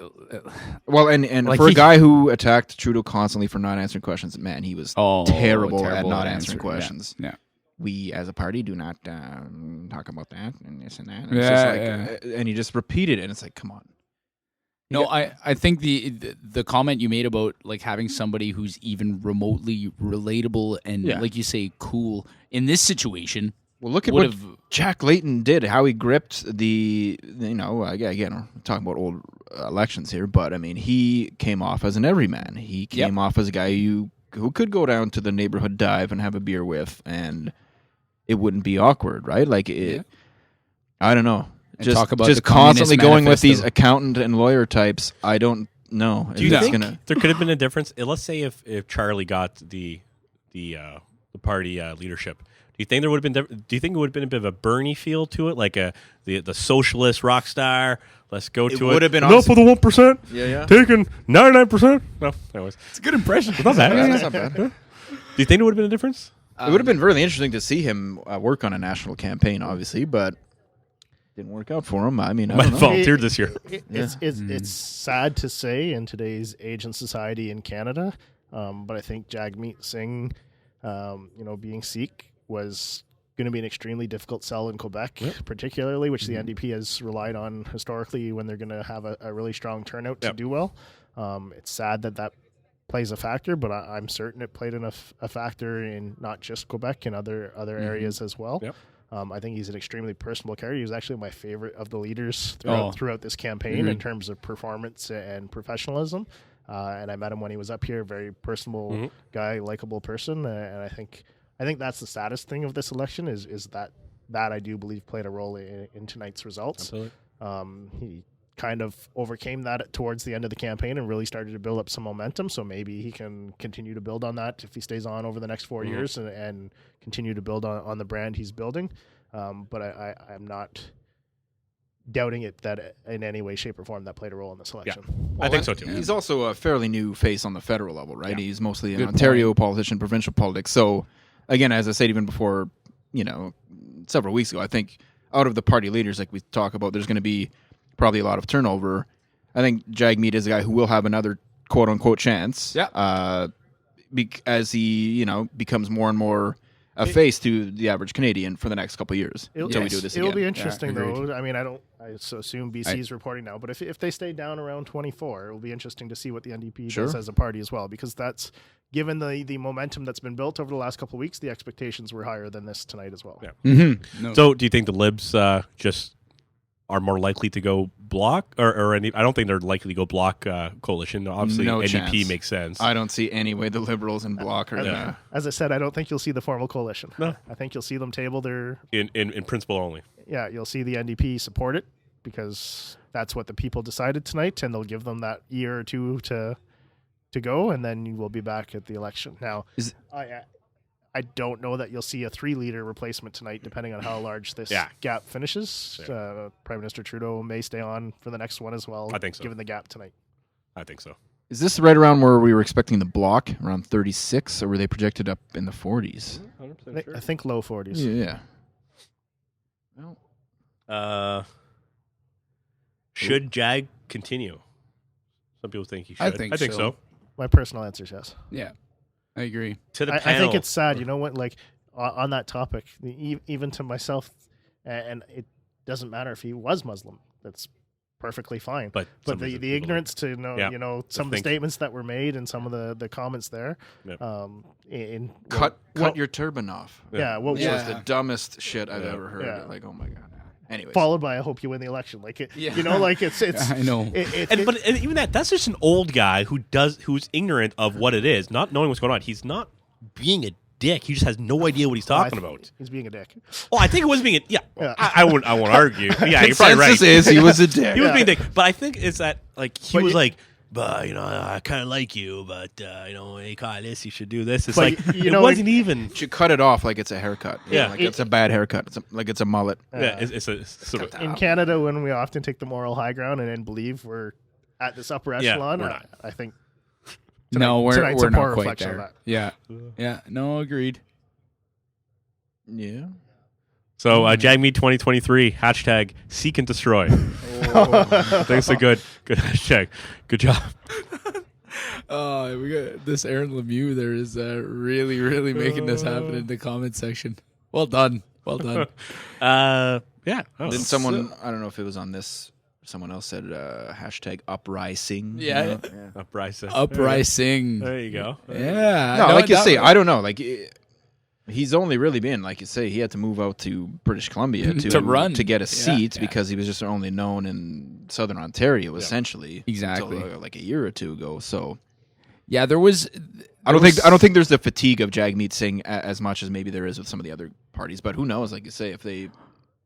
Well, I would have thought that Justin Trudeau people would have been completely fatigued with him, but it's For sure. sounding like it's looking like he might have enough of a gap to make it another term, right? To be going through until the next. I think there was a election. lot of sentiment too, where Justin's been a huge disappointment, but My prediction at the start of the night just was 149 Liberal and 120 Conservative. So Close. pretty close. Those greens that screwed you. yeah, that extra green seat's costing me one. And we'll see what still needs to come in because I'm sure there's still some seats that aren't. Doesn't look like PPC's going to get that seat. No. Nope. And No. what about do we know about Oh, Jody look at Wilson Raybould's? Oh yeah, he's done. Max, no Oh, seat, sorry, Max. no seat for Max. So real quick, Charlie's up by over 1,200 seats at 40.5. He's gone down a bit.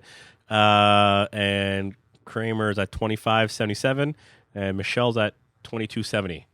So you said 42, 42%. and you said 47. I said 47. Yeah. Oh yeah. How many? Then Polls? now you're going to come in now for your own prediction? No, I'm not gonna- Look, I don't make predictions. I would like to take 40. I'll split it down the middle. Yeah. How many polls reporting? That is 55 out of 169 poll logs. Wow. It always seems like There's more it takes poll logs than forever. Timmins? Like, yeah, the whole thing is a little bizarre.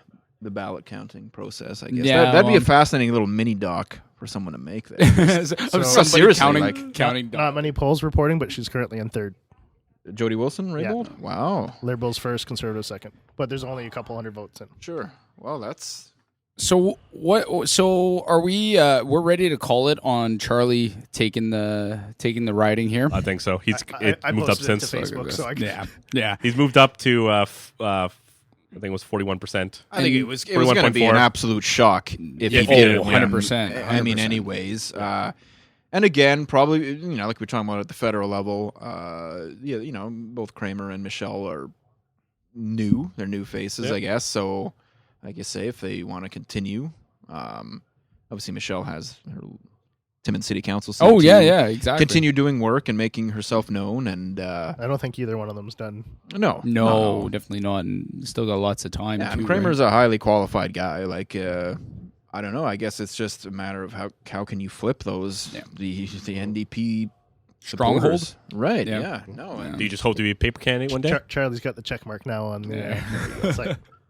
So, Yeah. and obviously one of the big things here, the thing that I've kind of like to delve into with all the candidates is again the concept of funding to ridings. Obviously, we're talking about lots of downloading, and I guess to me, like there seems like there's too many people still who think that okay, we've got whatever 300 and something seats across Canada. I forget the exact count now, but if that was the case, why wouldn't you just have all of those people go to Ottawa and say, "Boom, give me money to my riding"?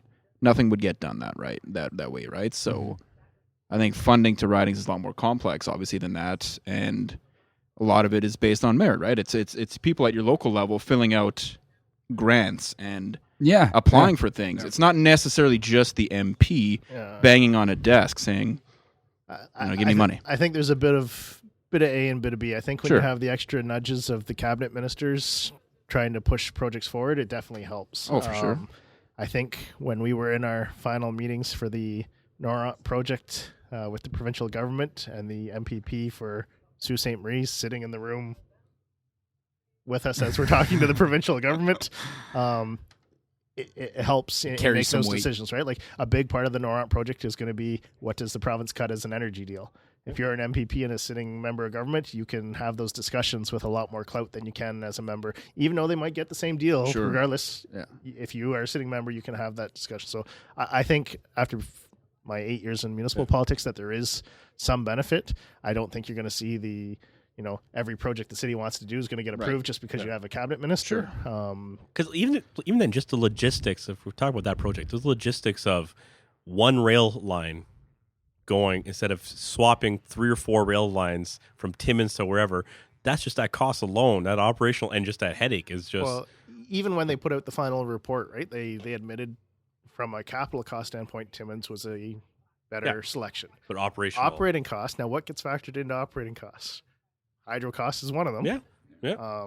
So if you can bank on getting that hydro deal, they're on the ports, so they can ship materials in. So that is a benefit that the Sioux had.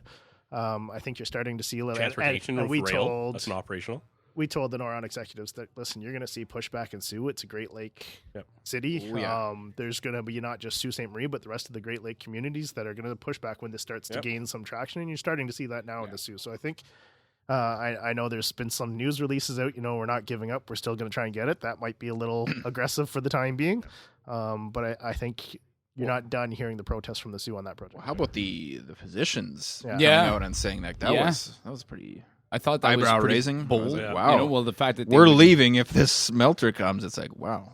That's pretty. Yeah, I think some people. That's pretty probably bold. That's a raised pretty their bold eyebrows. line. Yeah. For sure.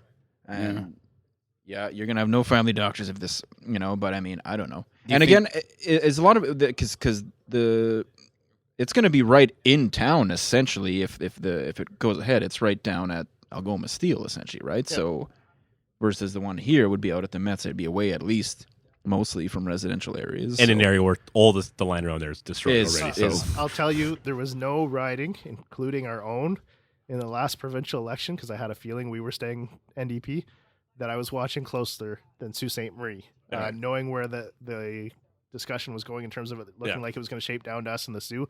And I was, praying that they would vote in an NDP member and it would even the provincial government terms in that debate. And I'm not saying that's what made or broke the project, but at least you would have been on even grounds and that doubt would have been removed. Yeah.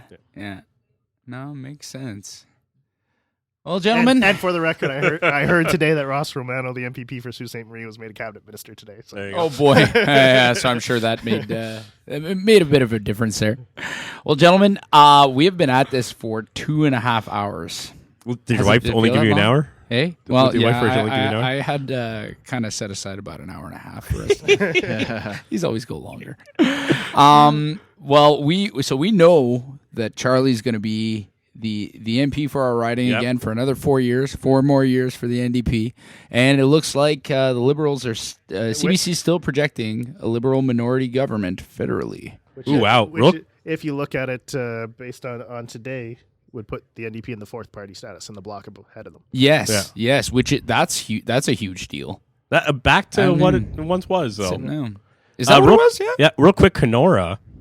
quick, like 100 vote difference between Bob No and Rudy Turtle in Kenora area. Check So on it's Thunder going Bay liberal. again, real quick, because was Patty Haidu? Yeah, we Arju- want to see she's where back in if the lead she's- Yeah, Harju's back in the lead. Okay, yeah, Yeah. because that would have been surprising too. Yeah, Bob Knoll has some name recognition to him too, so I was For sure. surprised that gap was as big as it was when it was last up on the screen. But less Yeah. than 100, or just 100 vote difference right now with less than half of the polls. Anyways, pretty fun. That one's obviously not called because that's. But I think Yeah. with the Liberals and the NDP having enough to cross the 170 threshold, you're definitely going to see a 2-year at least minimum Yeah. minority government. I Yeah. don't think you're going to see a formal coalition myself. I just don't see it. So I guess real quick before you're trying to wrap this up. Here, Corey, Yeah, but no, it's okay. I'm just setting up. What's next for Mr. Shearer here? Because obviously that's not a good. I think. Oh, I think he's gonna be Gone. gone. He's gone. Yeah. How Yeah. soon? How soon? I Like, think he within he- a week. he's in until the next convention. They'll vote somebody, Yeah. and then he'll step aside. That's my guess. Yeah. Yeah, he'll have to. Yeah. I mean, like clearly, if you couldn't, Well, they won't If vote you can beat someone. Trudeau now- They'll have a confidence vote. Yeah, exactly. Yeah, and They'll have whatever. At convention, they'll Yeah. figure it out from there. Peter McKay. I think so. Makes sense. I think that would make the most sense, and I think he could win. Yeah. Dare I And- say. well, and- the thing guess they all about could. Peter McKay is he's an East Coast guy, right? So the Conservatives don't typically do well in the East Coast, but if you put an East Coast guy That might be. in the election, yeah. Make it interesting. it Yeah. could help Yeah. swing that. So I think he would be a very logical choice for the party if they wanted to kind of erase the red-blue wave Yes, that exists in the yeah. country and kind of split it up a little more. Yeah, there'd be a little bit more conservative momentum out east. Up to 156 now. Jesus. Well, hey. 14 more to swap before the end of the night, and you might be in that majority territory. That'd be close. Might get interesting here. So that said, I want to thank you guys again for coming on the podcast. Thank you. There's, Oh, lots. Yeah, you too. I feel like we Jason. You two for talking. just got started. We just got started and it's 3 hours in. But we want to know what's going on with you guys before we take off. So, Steve, tell us about what's next for you. Yeah, you musing anything in politics? No, I'm. You tell your fans. Yeah, well, clearly I debated. We've mentioned that I almost ran. I contemplated throwing my name in for the Green Party, making it interesting too, just for the fun of it. There you go. But no, I'm working back at Kid Creek now in their projects department, and said before that I'm looking at part of the expansion project that they're doing to determine that. So don't have any details to share on the project itself, but that's where I'm at, and that's where I'll be. Hot scoop, come on. Hopefully be for the next couple of years, anyways. So we'll see where we go from there. You starting a podcast anytime soon? Maybe a politics podcast? No podcast, I no think you blogs. should. You probably should. I'll make random appearances for you. There you go. Sounds good. And Andrew, yourself, tell us about where people can find you online. I guess, yeah. So at Andrew Autio on Twitter, if you care to give me a follow there. But yeah, so I post basically everything I do. I've still got my YouTube channel there, Tube Timmins, kind of focusing locally on politics for the last little while here. We had a lot of Timmins Rock stuff too, so because I'm covering the Timmins Rock for the Got a great Daily television. Press right now. Yeah, they're doing really good. We didn't even touch on that, but Still waiting for Yeah, our yeah, invite. to do it, so but Yeah, where's our invite to Tube Timmins? yeah, well, hey, we'll do guest We on know that. some hockey. Yeah, we'll talk hockey anytime. For sure. Yeah, no, could do that. Should get Corey Beer on here. He's a real nice guy. But yeah, anyways, so yeah, at Andrew Autio on Twitter, if you care to follow any of that. And yeah, Cool. still local journaling, Yeah. doing my thing. Actual local journaling. Yeah. And Jason, do you have anything you want to tell the people about? Do I? No, you I was don't going to wanna say tell anybody? find me. I don't know. I was going to make a joke or something on some social media app / hookup app. I'm not sure what would have been the funnier one to say, so I'm not going to go with it. But I would say, we're gonna keep coming hard, having more and more. Real. Like good segue. But no, we'll keep having more shows. We have a couple ideas, so we think we might do a nice beer run podcast. Yes. And you guys are we'll- going to join us. We're Yeah. going to send out the invite until you Yeah, come. until you guys come. So what, you're going to podcast as you're running? Well, No. as we stop at the breweries, we'll chat there. So you're going to have a setup at both breweries? No, just do the phone Might podcast. just, might phone or might bring the GoPro with us. Depends what happens. So yeah, we'll just so we're still gonna do the beer runs. We would love to have people come with us and do the beer runs, and yeah, be a great time. So we're gonna be doing that, and we're trying to make this a bit more a Laid back. regular thing. Yeah, makes sense. Yeah. All right. Yeah. So we're gonna try to podcast a little bit more regularly. So we'll have to do it on in different settings. But I want to thank, man, the MVPs in our comment section tonight. They were absolutely amazing. And also our guests for joining us. So it looks Liberal minority government, and Charlie Angus going to be representing our riding again. But just real quick, look at that vote share. What's that? So they're about 33.9% conservative and 33.8 liberal. You got So it. What does that split matter? right down, You man. got a Donald Trump, Hillary Clinton, the Conservatives claiming Exactly. the popular vote tonight. There you go. Oh boy! So this is just the start of everything coming along here. We're gonna have to impeachment inquiry. Oh, look at Toronto. Toronto just mostly liberal, Yeah. and everything in the suburbs all blue. So Yep. Weird. Never would guess that. Oh no, we would have. All right. All right, thanks again, guys. Take care. Day to